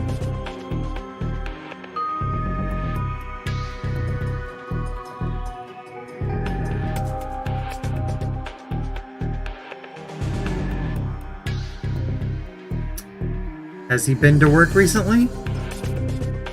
We'll see.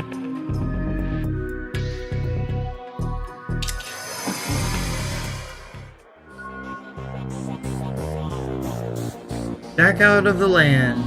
Discovered the identity of the Ripper. Reality is at the end of the day contextual, and as the meat world comes back into focus, your head once again tries to settle on which world is the real one. While the philosophical question lingers, your meat body demands food and drink. You disconnect from your deck to find out that the Union safe house has risen.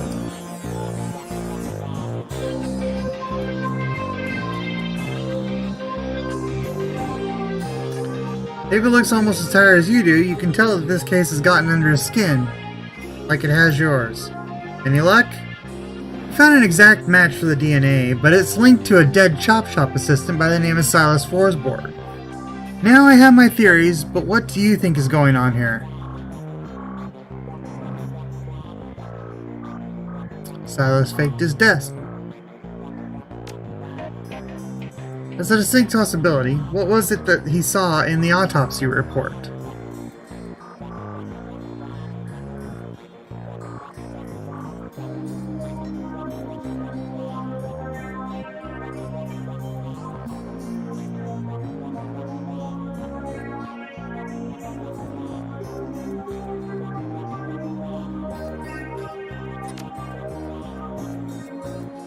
Coroner really phoned it in on that one. Happens way too often when there's no next of kin. I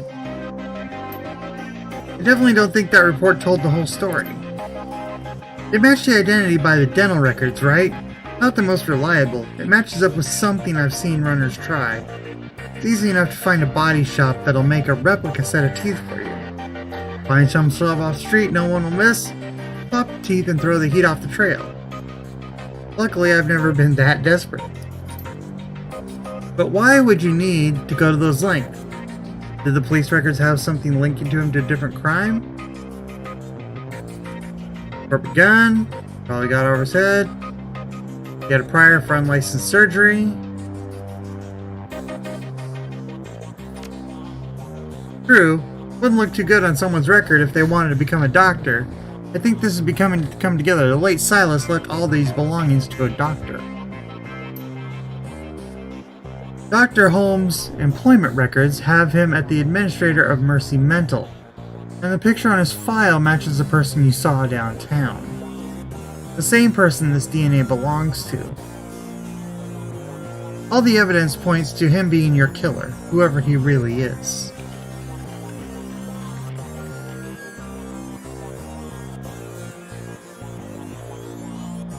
Go find this Dr. Holmes and ask him some very pointed questions.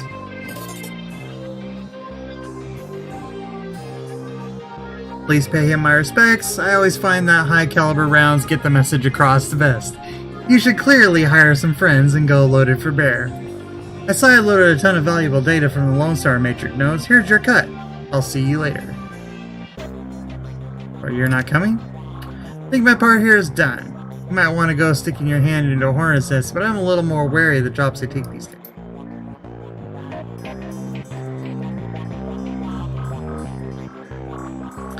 Like the Hourbuster is fastidiously put together, another wrinkle-free suit.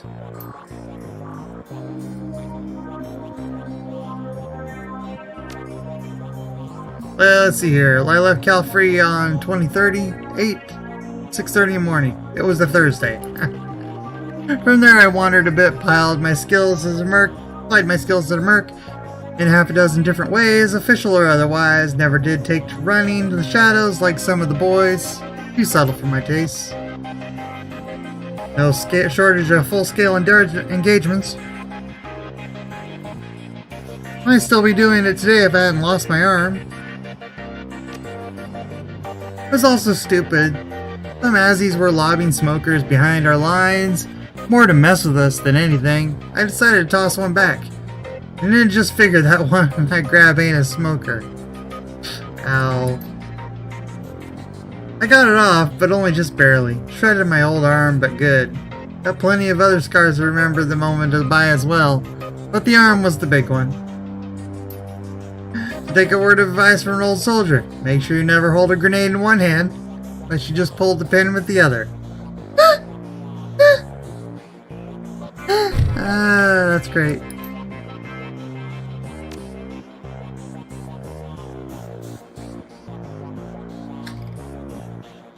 That was funny. Got any throwing weapons? Close combat, close combat.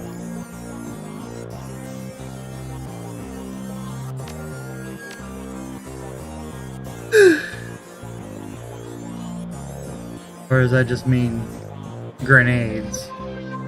Is throwing weapons grenades?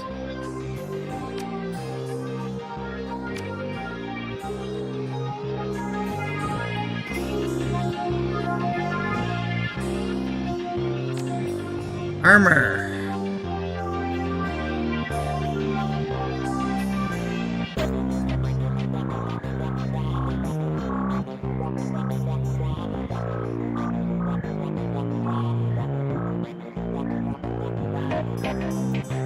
I like the stylish runner that I have right now.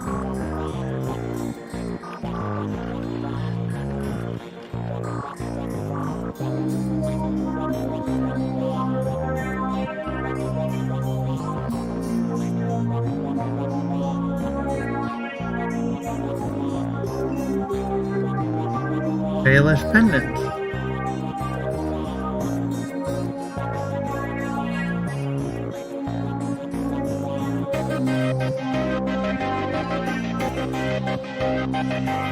Golden boy, First Nation.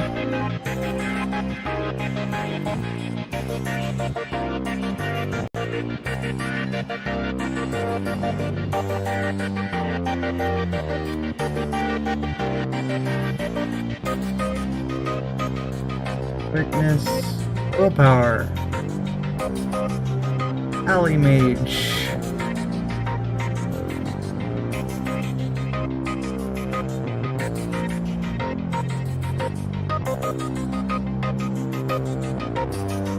alley punk,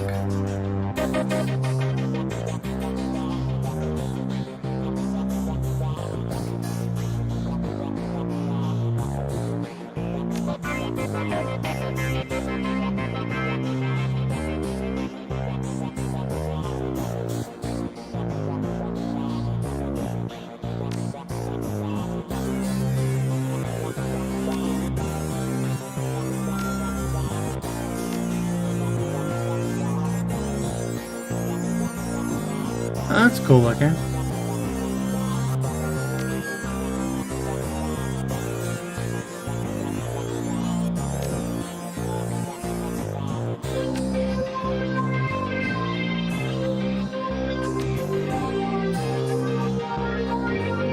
Here, we'll go that route.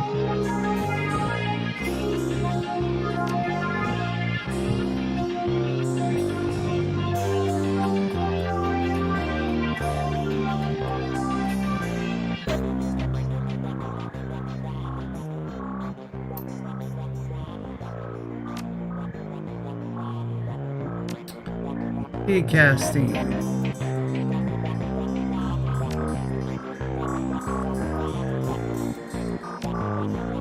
Break.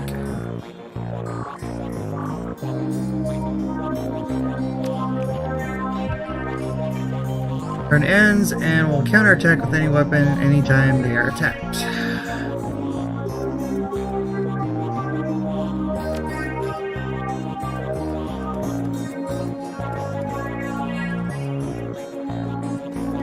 Dr. Castle.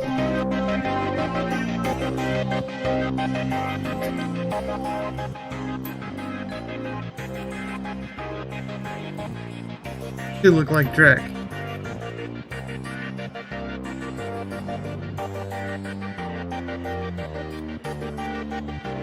Dr. Castle snaps her fingers and calls forth the spirit normally saying perched on her shoulder. It appears from out of the ether and the doctor immediately seems less fatigued. At the Union? Yes, I'm fine. Just getting back myself. Days here tend to be slow, so I volunteer as a medical center on the other side of Touristville.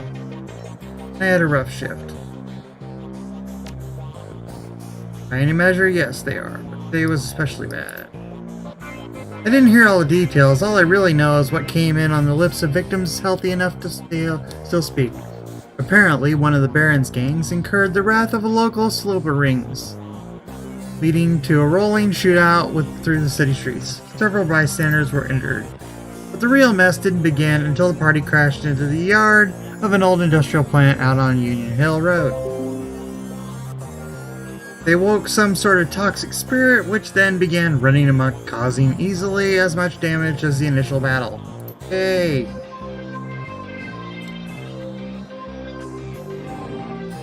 As we're left to pick up the pieces, of course, but enough about my troubles, let's hear about yours.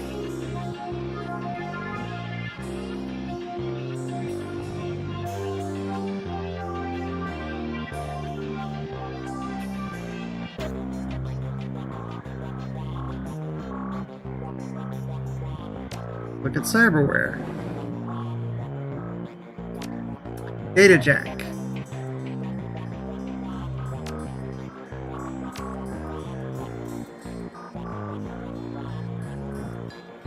Lowers our rat essence a little bit. That's fine.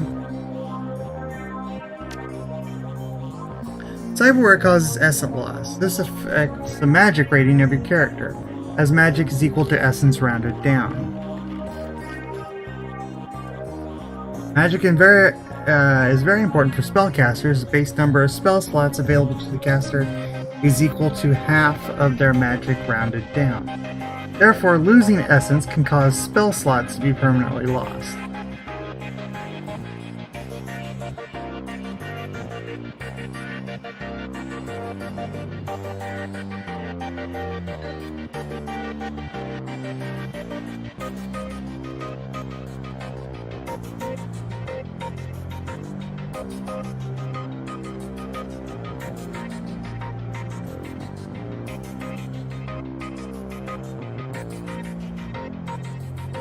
Each point of magic loss increases all spell cooldowns by +1.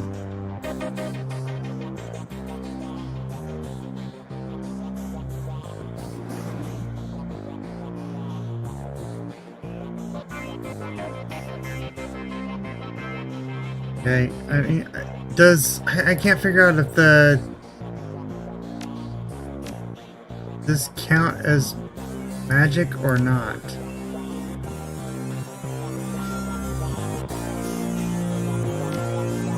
I mean, it's the spells. It says that my essence rounded in half, but I have 5 spells. My essence is only 6. So it's a little weird. Would my spells be 3?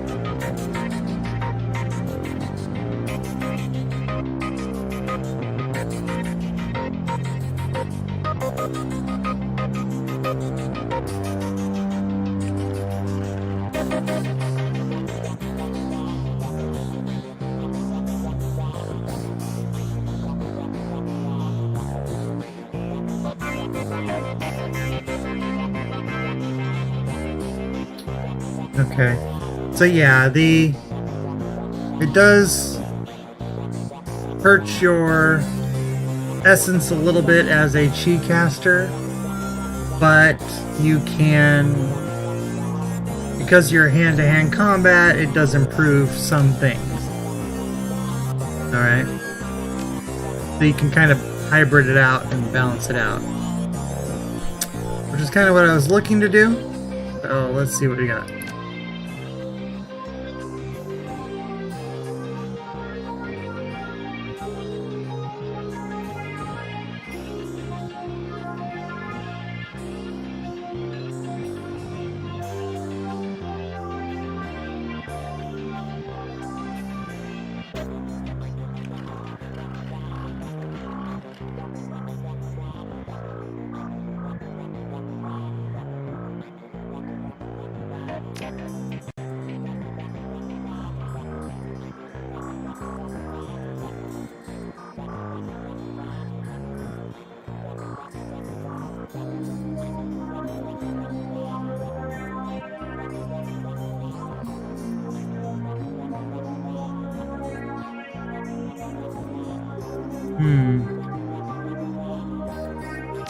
Well, wait. I'm not sure I want to do that yet.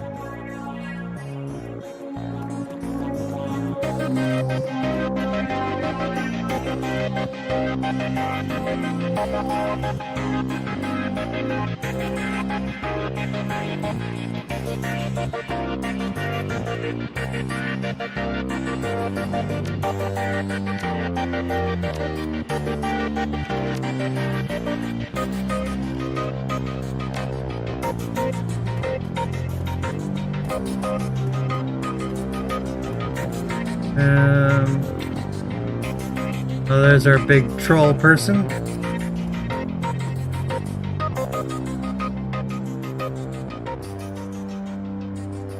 Fair crew.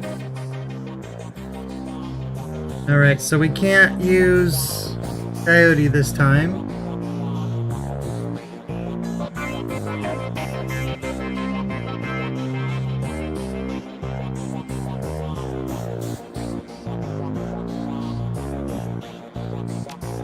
We'll pull the dwarf shaman out. Oh, there she is. Never mind.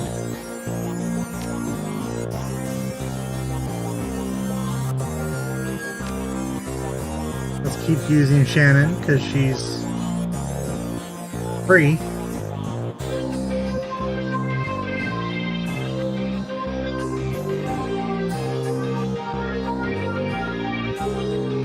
And I think we're gonna stick with the Morgana and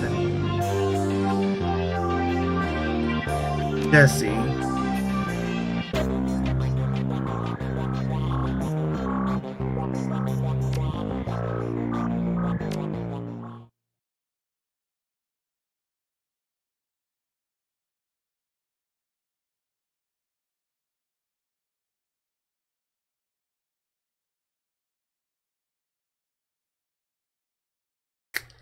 Mercy Mental Hospital. The blood you found at the warehouse belongs to a man masquerading as one Dr. Holmes. You tracked him to Mercy Mental Hospital, located in notoriously anti-metahuman farmlands of Snohomish. The drive to the hospital is long and unpleasant. Finally, you reach the walled and gated hospital compound. Despite the pretense of security, the gate is unguarded, unlocked, and open. No one stops or greets you as you drive up to the large, crumbling building. Gothic ramparts top a damaged roof, cracked walls, and broken windows. All around the building is a lawn gone wild. Only the artificial light from within speaks of inhabitants. Walk up to the hospital steps to confront Sam Watt's killer and bring an end to the Emerald City Ripper.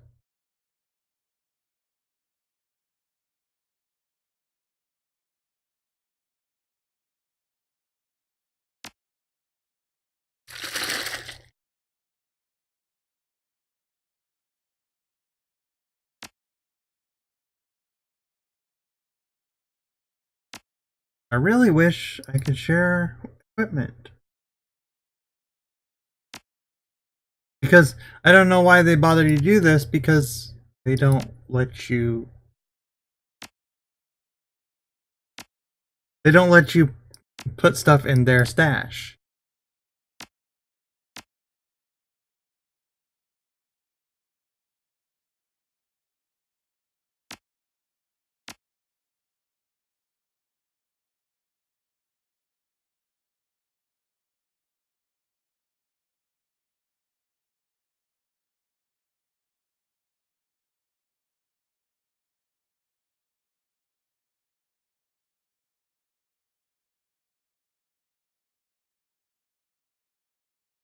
That weird thing.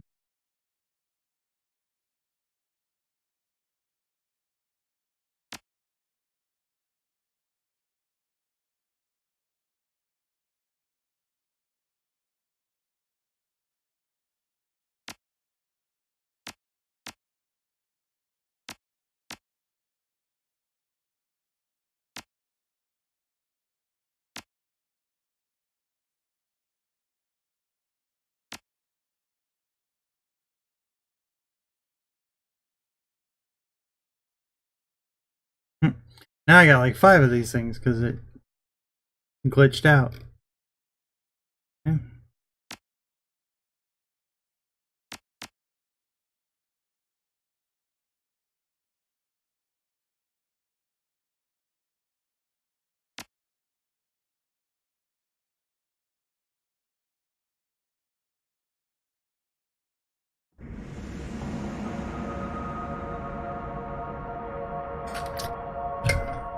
One second here.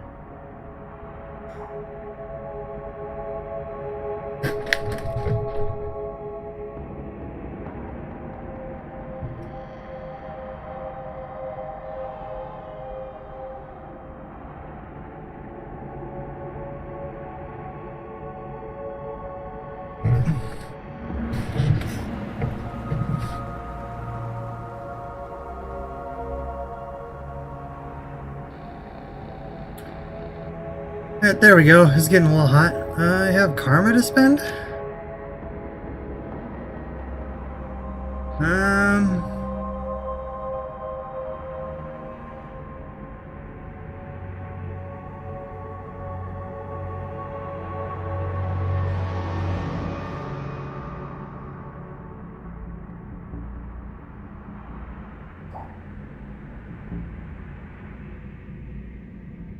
Let's go ahead and... What are we doing on...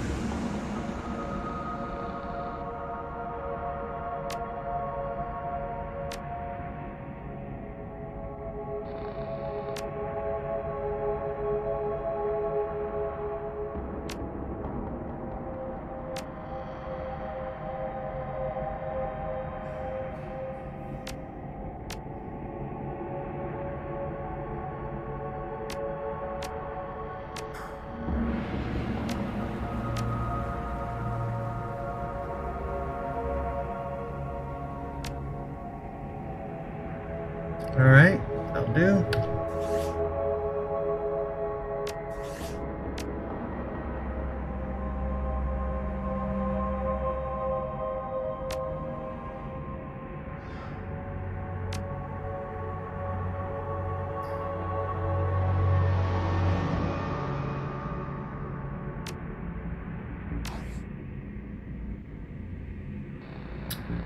Alright, we'll talk to the receptionist. Welcome, ma'am. What business brings you to Mercy Hospital? Holmes, Dr. Holmes.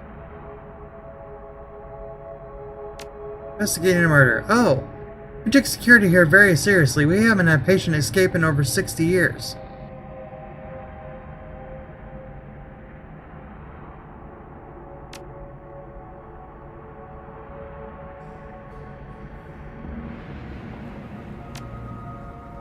I see. Well, I'm afraid our policy prevents us from discussing such things without a corporate backing the investigation. Really, you understand. I understand. It's possible I can speak with the administrator. I'm sure that can be arranged. Please wait for the common room up ahead, and I'll notify him.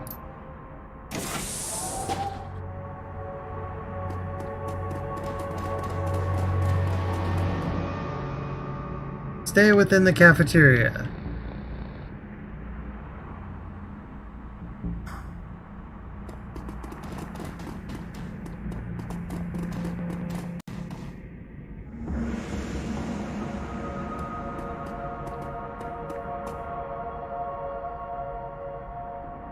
Medication. And we can be locked away right here, just no problem at all.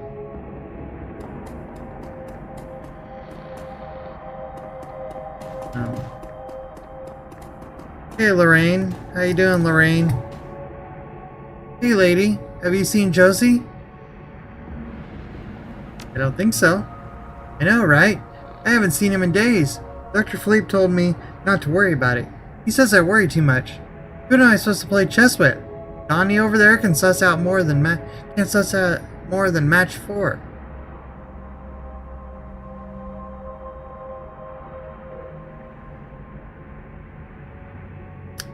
What's so important about Josie? He's a great guy. I mean, everybody likes him. Sure, he looks like a meathead, but once you get to know him, he's a real thinker. He's got super brawl, gold ring. He's all he wears from where he played from the Screamers. And he's the only guy on this floor who knows how to play chess. Urban Brawl.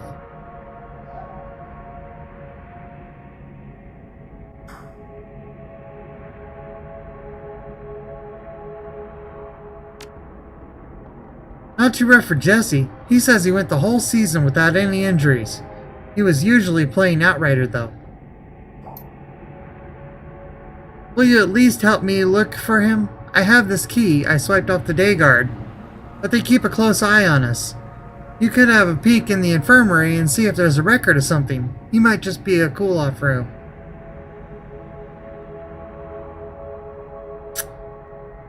I can do that. Really great. Wish everybody was nice as you, not like my mom.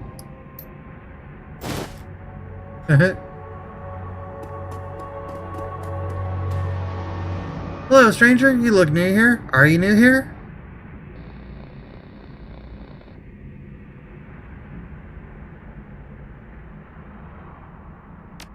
Dr. Holmes. I don't think you really want that. Not really. Sounds creepy. Around here, you don't want to attract the attention of the doctor. If you stay quiet, life is much easier. Much easier. Name's Donnie. That's my name, Donnie. D-O-N-N-Y. I knew I didn't recognize you. I know everybody in this place. Everybody? Well, everybody on the first 2 floors. Anyone I should look out for? No, not on this floor. Only us calm ones are allowed up in the cafeteria. If you're violent, you have to go eat in your room.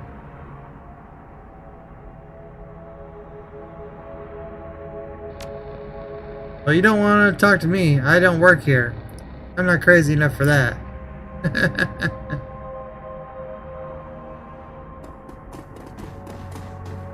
Clock stop. Probably displaying a time from 40 years ago.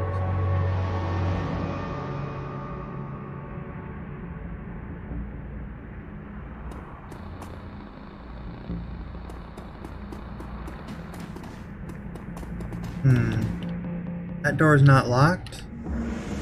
This one isn't locked anymore. Let's see if we can sneak through.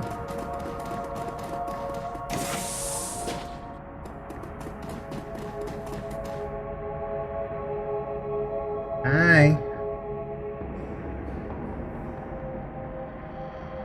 I have a key to here. One's petting.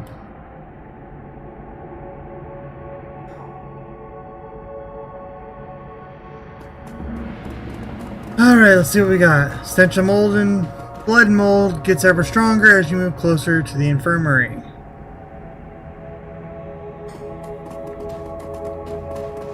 Surgical cart is strewn with gruesome tools, motorized saws, metal vices. Severed arm lies next to a zippered body bag. The arm looks human and appears neatly severed at the elbow. There's a large gold ring. Oh dear. You slip the heavy ring off the finger and feels the weight in your hand. Inside is engraving reads Screamers 2048. Well, that's not good. Poor guy. Find an unlabeled Trivid disc.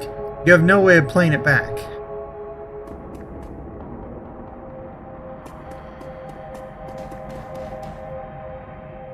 Patient information for Josiah C. Dawson is open. Date of birth 2015. Only 2 meters, 95 kilograms, retired. Allergies none. Reason for stay, post-traumatic stress disorder, status deceased. Patient had undocumented cyberware in the left arm, as well as multiple pieces of shrapnel in various locations.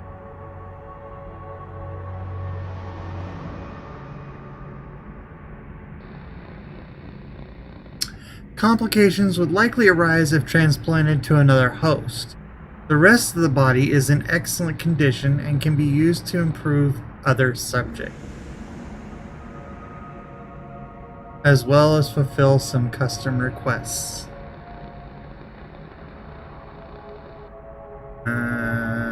Interesting. So he's stealing body parts to replace them in other people?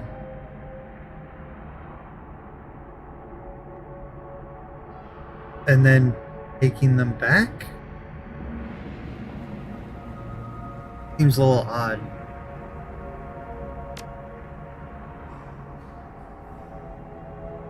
We'll check that. Yeah, there wasn't any more information.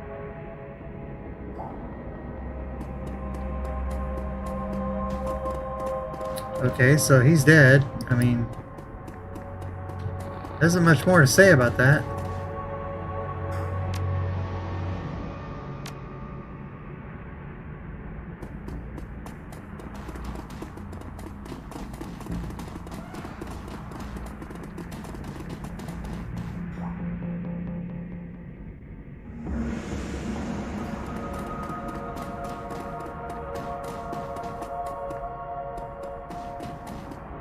Sorry, Lorraine.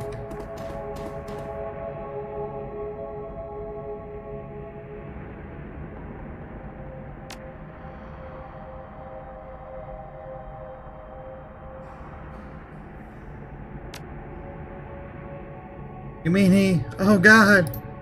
Well, thank you for your help. Give him the ring.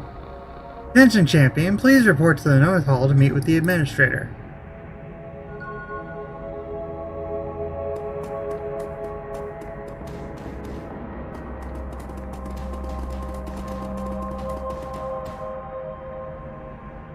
Ah, there he is. The elf standing before you may quite possibly be the ugliest elf you've ever seen. His meticulously clean lab coat, format jacket, and old-fashioned bow tie give him the look of an undertaker from centuries past. As you approach the window, he locks eyes with you, smiling, thin, unnerving smiling. Good day to you. How can I help you?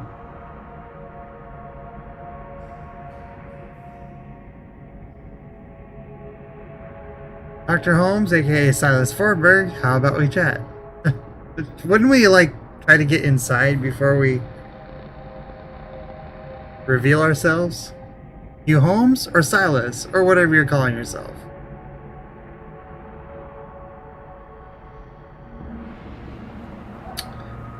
You're a hard man to reach, especially considering you're dead.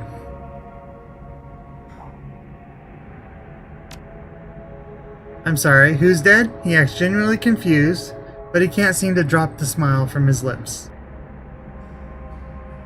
Alright, if that's how you want to play it, Dr. Holmes, I have reason to believe you're involved in the Emerald City Ripper killings. Cut the act, Doc. I know you killed the real Holmes.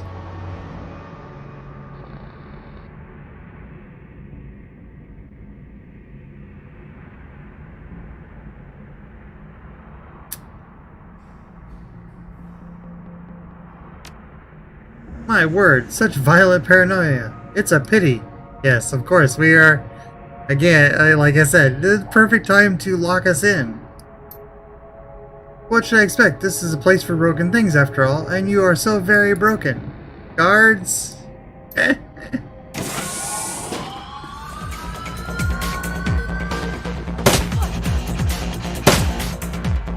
Really? Lethal force?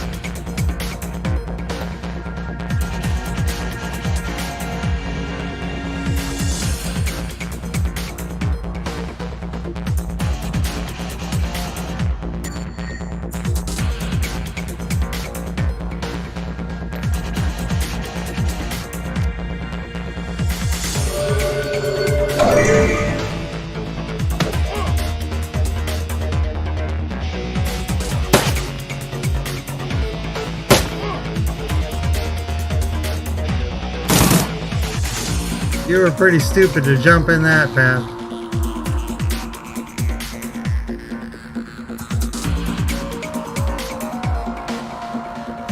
Okay, now we gotta find our way out of here.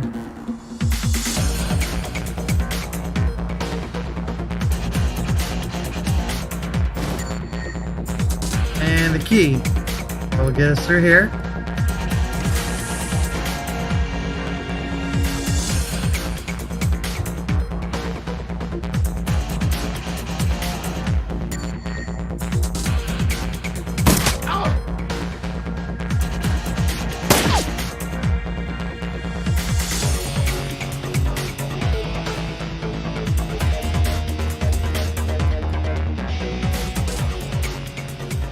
Nearby intercom speaker crackles to life. The voice of Dr. Holmes begins to blare from it. Attention all personnel. We have a dangerous patient loose inside the facility. Subject is a female F that may be coordinating with other violent offenders. Use all necessary force. Why didn't I hit you?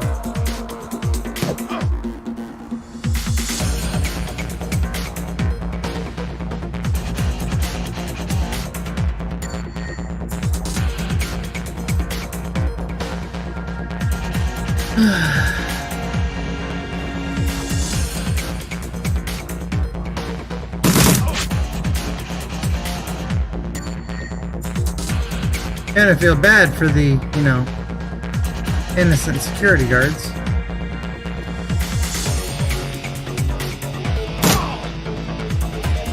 But this place is supposed to be pretty bad, so...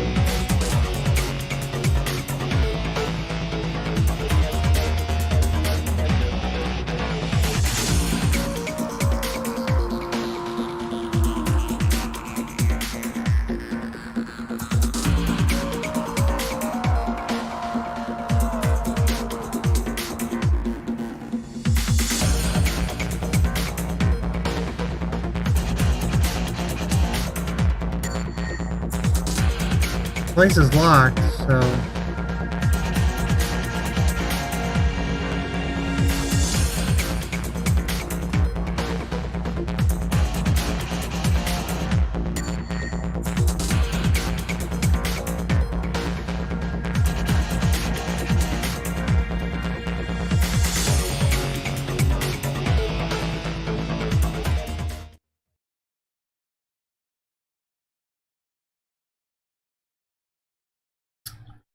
As you venture deeper into the asylum, you see that the inside is very bit as bad as the outside. Gone in any attempt to uphold sanitary hospital aesthetics with peeling paint, cracked floors, and exposed conduit.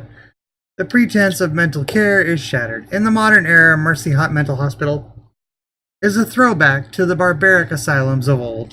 Prisons and torture chambers rather than places of healing. It's clear that Dr. Holmes is spending his money on something other than this facility. Yon's home can only be so far.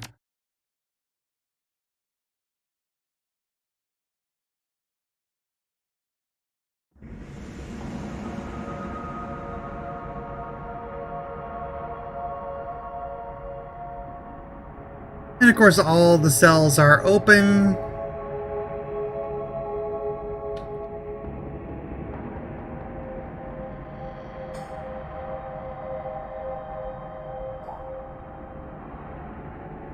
I wonder if the security will, like, I guess the security, they think we're all patients, so.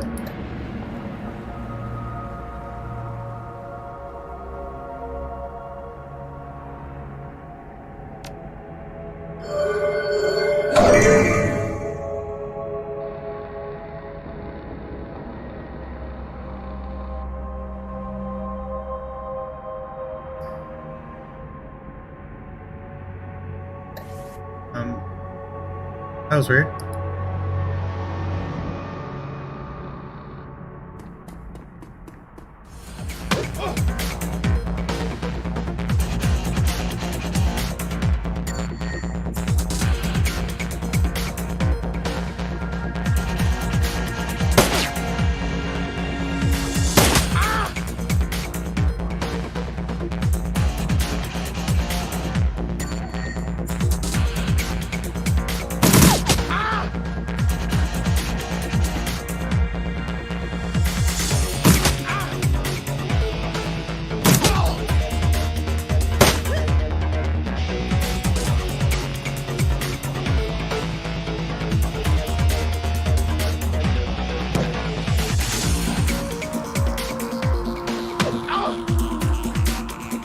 Ow, 21.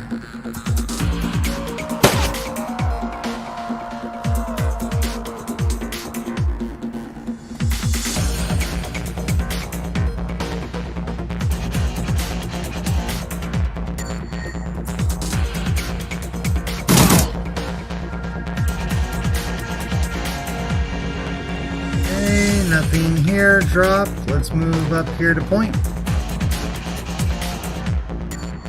Intercom begins speaking. As soon as you approach, Holmes must be watching from somewhere. You don't understand, do you? This is a place for broken things, but only by further breaking them can they be remade. And so, we must break you.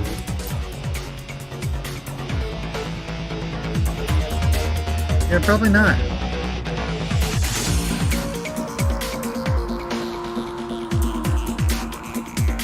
Back in here. There's some bad guys in there. They can't quite see us yet.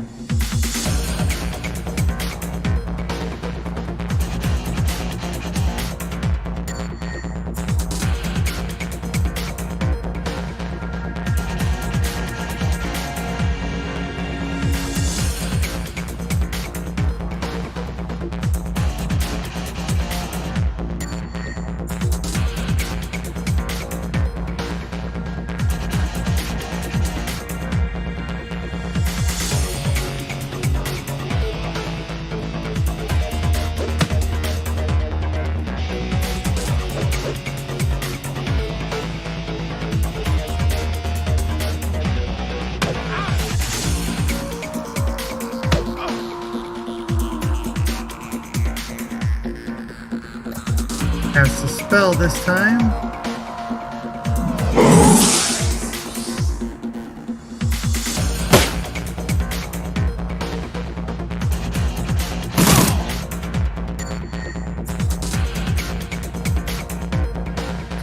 To reload.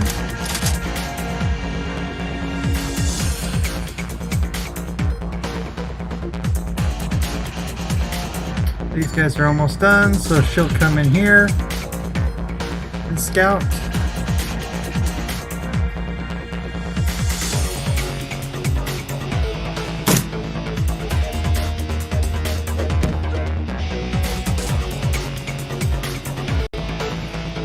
Pity we have to kill these innocent patients. And granted, they're all violent and they've been given weapons, but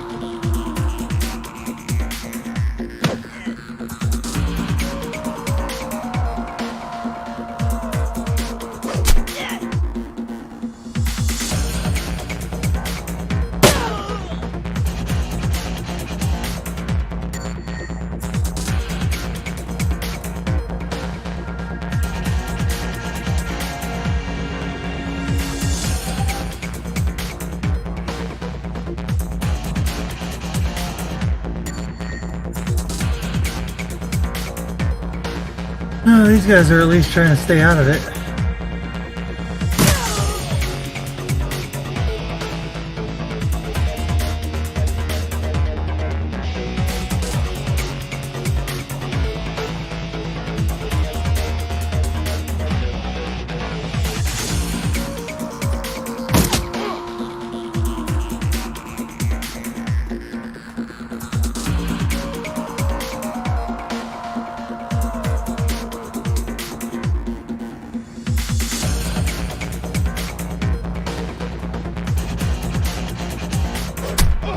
Get that machete working.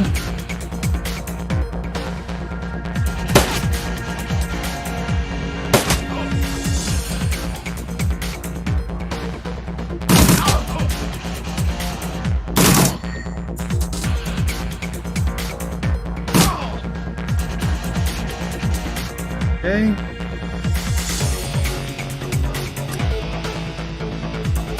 No keys in here that I see.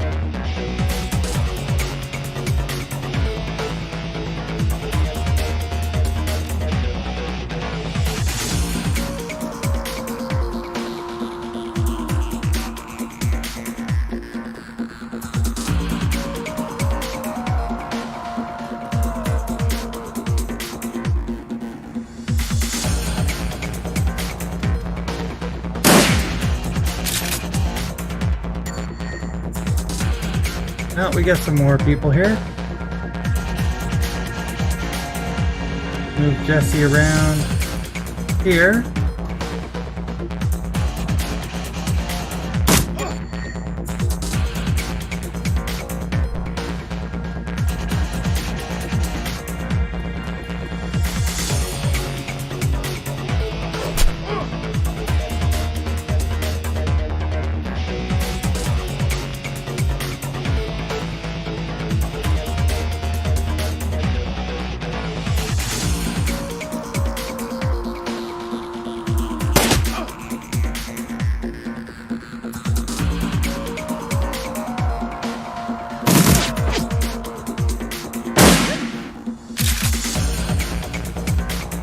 Ow.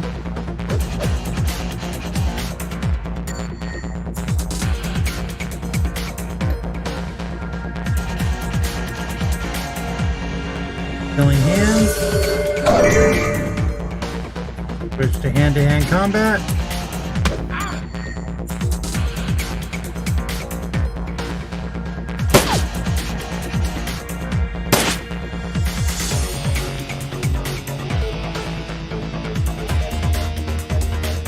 Don't want to get too far because they're just going to have to turn around and go to that door there.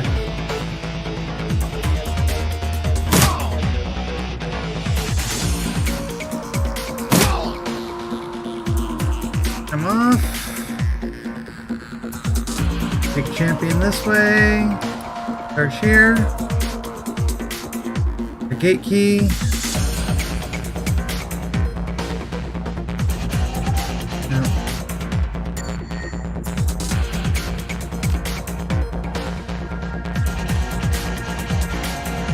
Over here. Oh, bright flash. Fresh rains appeared from multiple metahumans. Lovely.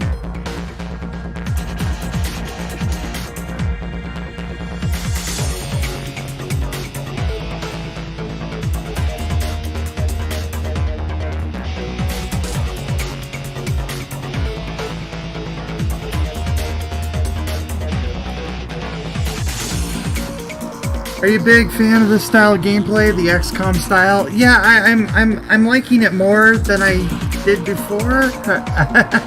I really like the way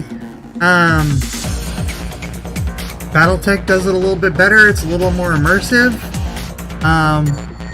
These kind of like these trace patterns on the wall that show you exactly where you can and can't, or on the floor.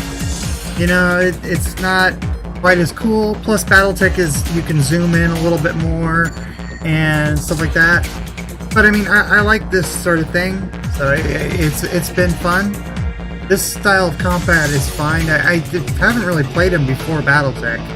I mean, I played them like, you know, 20 years ago, but this type, I stopped playing them for a long time, and then because BattleTech, I kind of got back into it.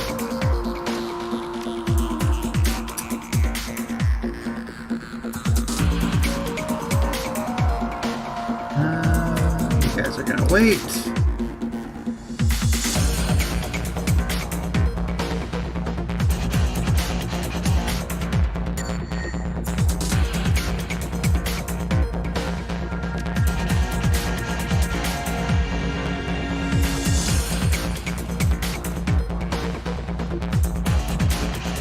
And you'll open the door. And slide in. A little shaman scout here. From another intercom, Dr. Holmes continues, "Someone once told me that I was a broken thing, but he also said I could remake myself. He wanted to break me down so I could put myself back together again. And I did, but only after I broke him. I could remake you as well. What wonderfully twisted thoughts must churn in the mind such as yours. But I'm more inclined to use you for parts." Lovely guy.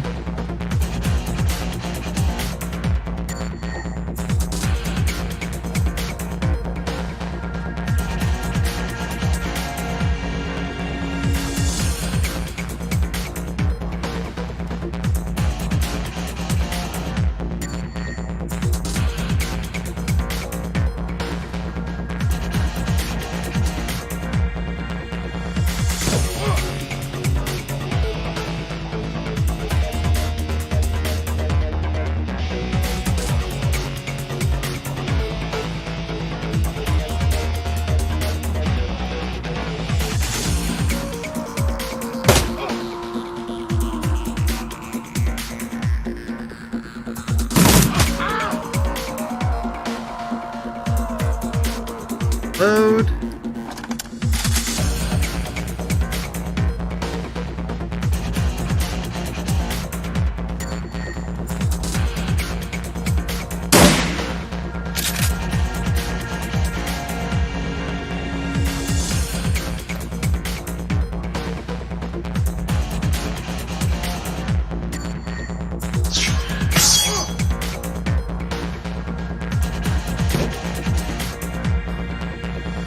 Go.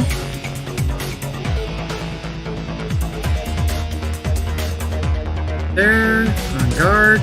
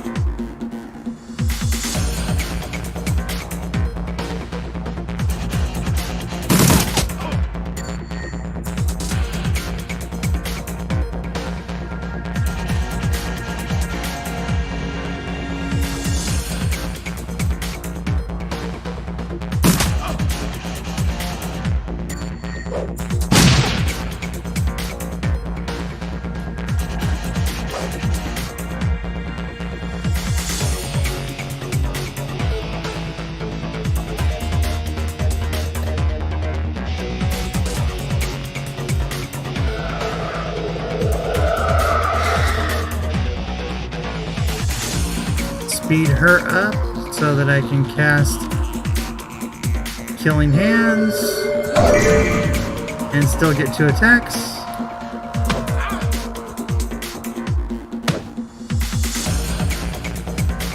And he's down.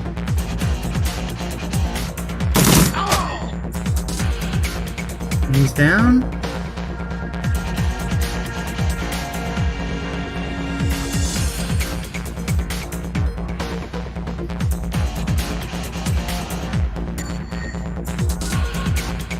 By all means come, you have proven yourself a truly fine specimen. I can think of 100 uses for one such as you. Private player holds a collection of personal diaries. Some of the video files are missing.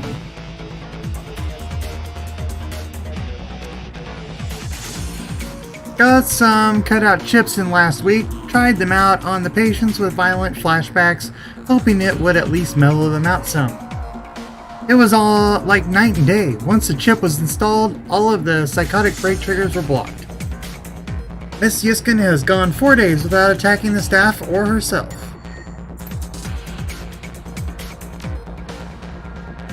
I was walking to the organ grinders downtown, and there was some kind of event happening at Mega Media. They had a puppet there from Maria Mercurial's label with a personal FX chips installed, making her an exact doppelganger. They were just using her to hawk some SemSense re-release of Mercurial live show, but it gave me an idea. The cutouts, the body modifications, and my healthy supply of patients. I'm perfectly set up to be a Banraku fixer. If I can find a supplier for Persona Fix chips, I can sell full service Banraku, even program the behavior trees. Found a buyer for the first Banraku. A man in the Barrens offered me 20,000 yuan for a female troll I've been modifying. He likes them big, he says. All that's left is to arrange delivery. He says he can put me in touch with some more buyers if I'll accommodate special orders. These morons' lives are already over anyway. The least they can do is line my pockets. Lovely guy.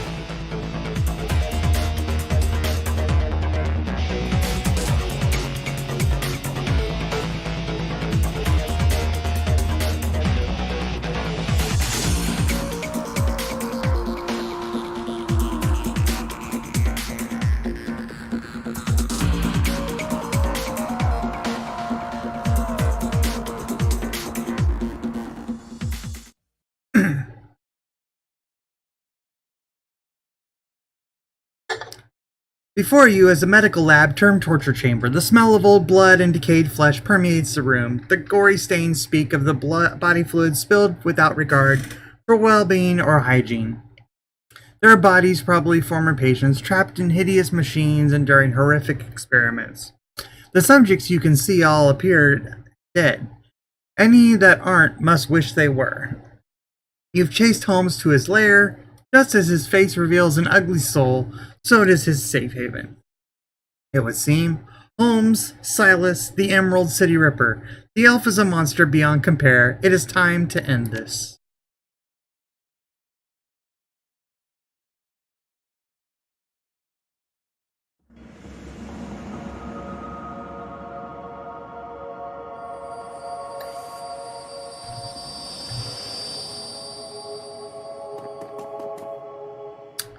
Another intercom crackles at your elbow. One solid blow would offer a few moments of blessed silence, but this is also a rare chance to get a word in on the good doctor, who greets you with more of his chittering laughter. You are a persistent one. A fine specimen indeed.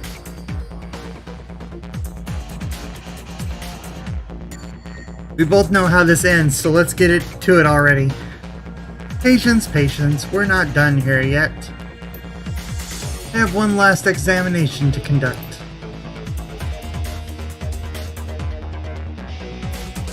Hazel, subdue them.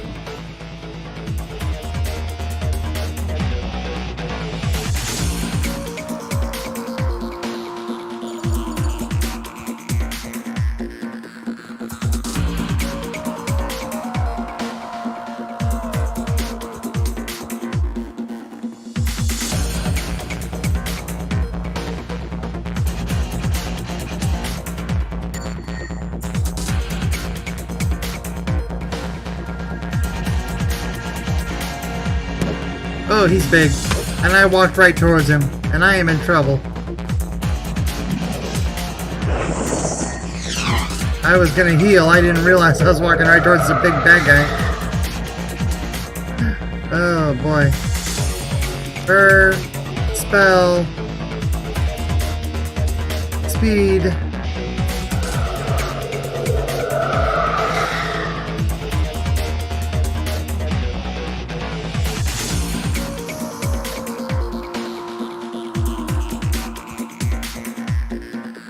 heal. Killing hands. And attack. He's got 100 hit points. Wow.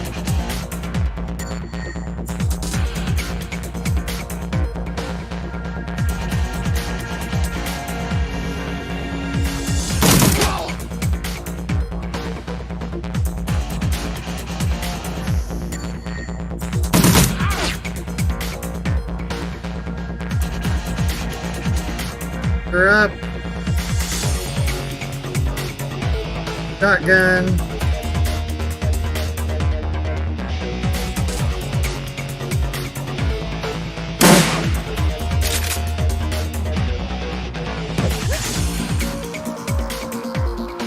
Hey, stay away from my armor, my shaman there.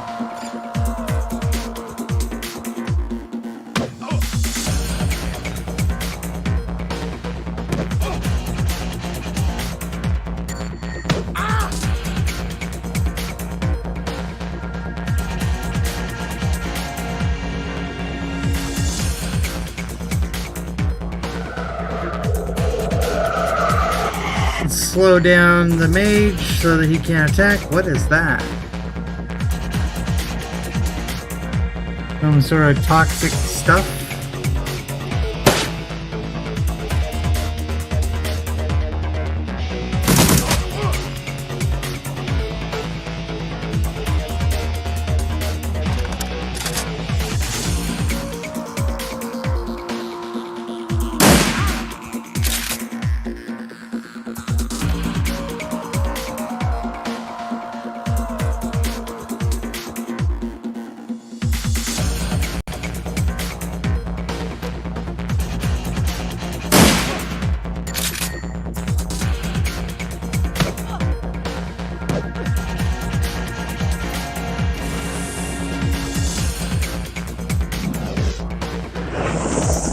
Do it. Oh, ow! No, I'm dying. No!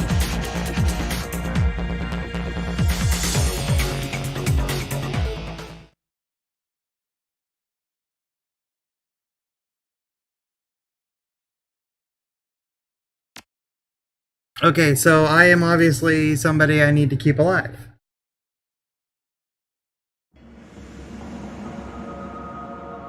Okay, so before we start this, healing.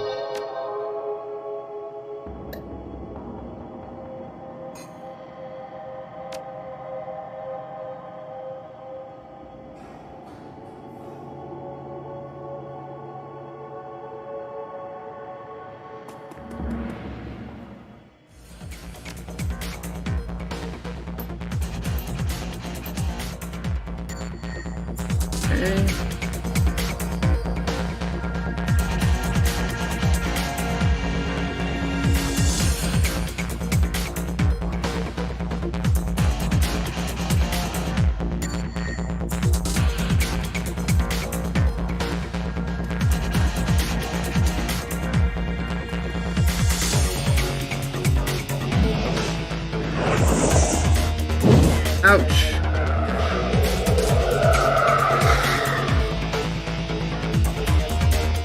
Okay. Her. That.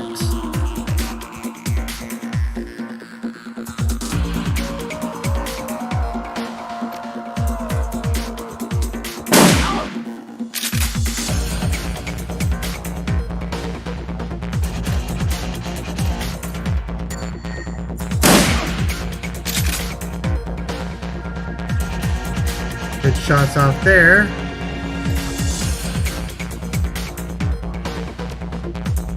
Now use killing hands. No, no, no, no, no. Oh, okay, good. He did attack. He did attack.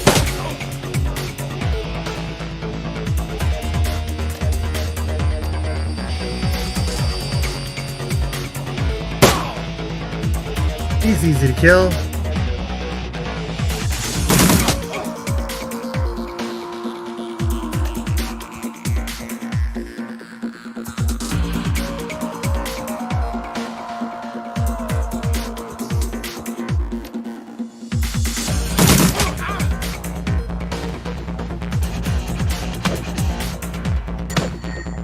Hey, he's off the shaman.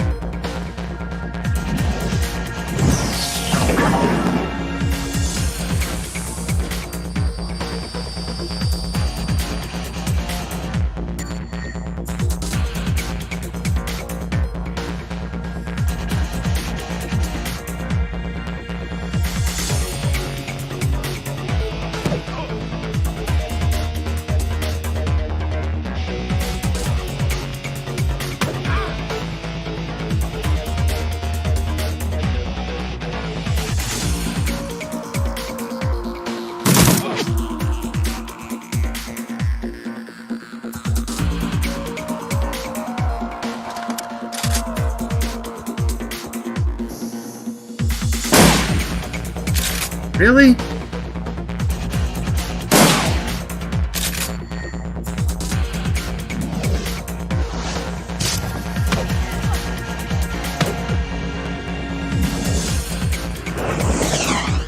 That poor girl is in trouble.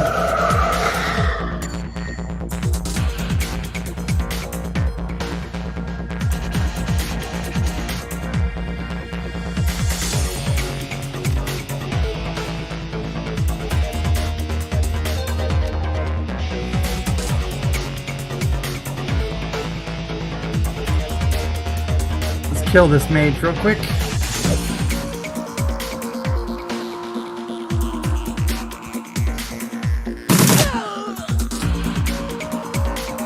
He's causing more harm than keeping him alive is helping.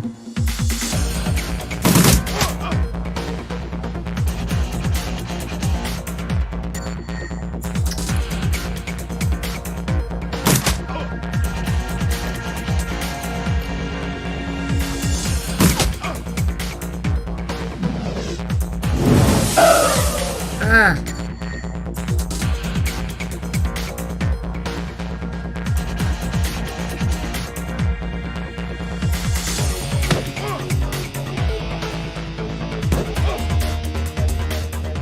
There we go.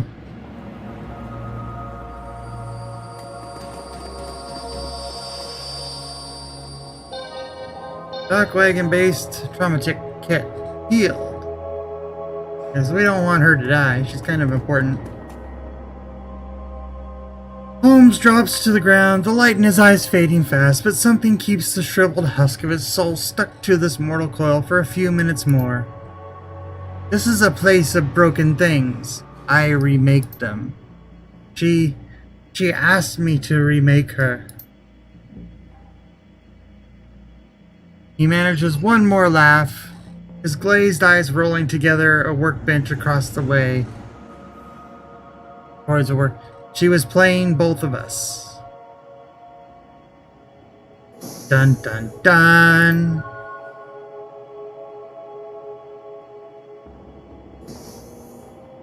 AP increased.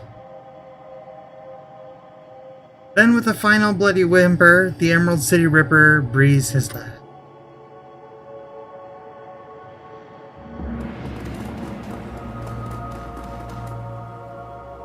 Holmes' workbench falls somewhere between the coroner slab and medieval torture device. It is decorated in many colors of death and littered with the instruments of that trade. To one side there is a leather-bound journal stuffed with uneven pages. To the other is a poxsec, its small screens still glowing.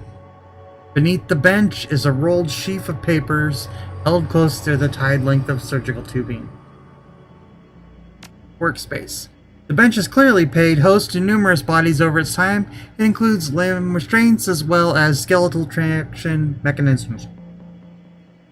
At this table, Holmes likely dismembered bodies or quite possibly put them back together.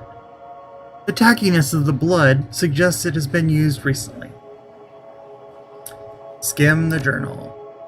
Leafing through the pages, you find few intelligible entries. Holmes may not have been a real doctor, but his handwriting certainly fits the stereotype. Stuffed in the last few pages is a copy of a interment order for a local cemetery from the graves document marked Melinda Watts. Surprise, surprise. Holmes is still logged in, granting you access to his currently loaded files. Prominent among them is a hospital report for a donor program. It lists the organs beside the names and vital statistics of the recipients. Your eye catches Sam Watts' name beside the entry for liver, also on the list of the Ripper's other known victims, along with several others who may have shared in the same fate. Large sum of Nguyen. Unfurling the large sheet of paper, you discovered a diagram of a human female form, rendered to an impressive level of detail. It appears to be blueprints for making Holmes' very own monster.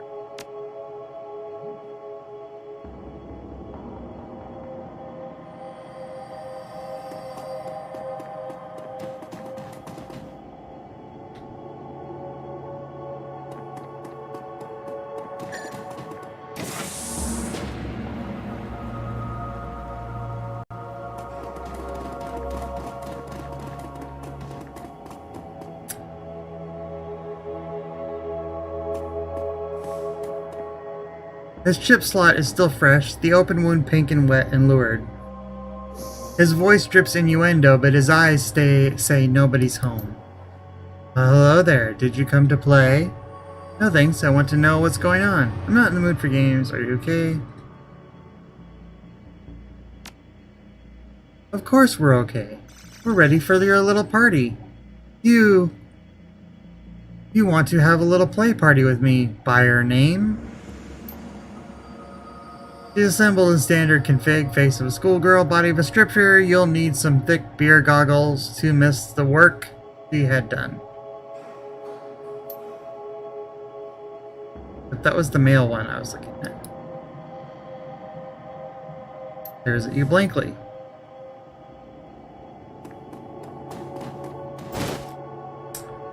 Persona fixed chip wiper.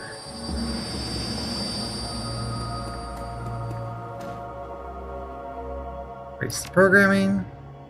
Eyes focus and his hands raise slowly to touch his head wounds. Fingers come away wet and sticky. Panic twitches at the corners of his mouth and he surveys the room. First you, then the girl, then down on his own body, which is no longer his. Sweet Jesus, what did he do? What am I? He begins weeping, his body racked in great, inconsolable, heavy sobs. May not have been for the better, but at least he's whoever he was supposed to be. Mentally, if not physically.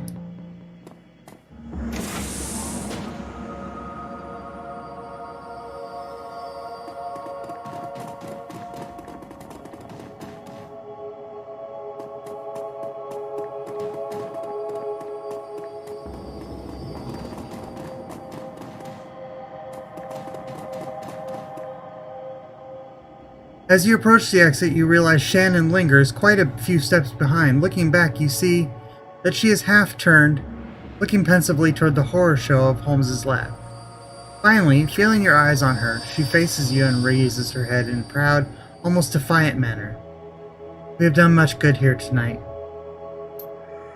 We have removed 2 vile creatures from this world, and so ended a growing shadow they cast upon the city. Our paths crossed and joined. We did this thing together, but now our paths must divide. You saw what I saw. This isn't over yet. Hate to say it, but the job ain't over. I could sure use your help with what's coming.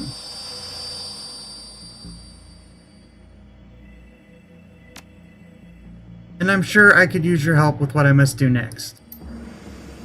A distant cry of pain echoes down from somewhere above, and the young shaman pauses to listen to the tortured sound. There's still more work to be done for both of us, but what must be done differs for each of us. I came here to find justice for my brother, and that has been done. His spirit can now find rest, but there are other victims of the river, both alive and dead, who can still struggle to be at peace. Many of them are here in this place, filling the hall with their torment. I cannot leave them behind. But the spirits have something else to store for you, a different path. You must finish what you've begun. You must confront the first evil that fostered the one we have just ended.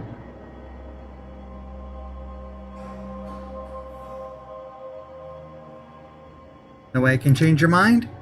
I'm afraid not, but thank you. Because of you, my brother's killer has met swift justice, and justice of the only sort, such as a man as Holmes deserved. Death. I will now set to the task of healing those he has left behind. For every madman we faced here tonight, there are a dozen innocent souls crying out in need. The spirits of the departed will also need help in passing, or else I fear they may become like those we met in the hangar. They all deserve my help. What about Lone Star? They can't be far behind. When they enter the room back there, they will have no thoughts other than thoughts of promotion. With Ripper in hand, my brother will be forgotten, along with all the other victims, but so too will I. They will not be a problem. Whether that's true or not, Dan's confidence and very presence seems capable of making it true. Good luck to you, champion. I hope you find the same justice for your friend that I found for my brother.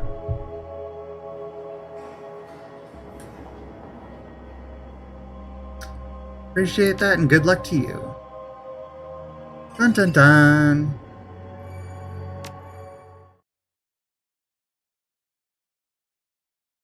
Loose ends. The ride back to the Seamstress Union is quite compared to the pandemonium left behind at Mercy Mental Hospital. Lone Star Squad car passes you on the road, sirens blaring, no doubt in response to the aftermath of a showdown with the late Dr. Henry Holmes, the Emerald City Ripper. The man who violently repossessed the internal organs of Sam and Jessica's mother, Melinda Watts. And although the killer is dead, and his grip on the city is broken, it's clear he wasn't working alone. There are loose ends aching to be tied. The taxi turns onto Redden Way, cruising past now familiar landmarks until the Seamstress Union, in all its decadence, seedy glory, materializes between swipes of its overworked windshield wipers. Time to evaluate your next move.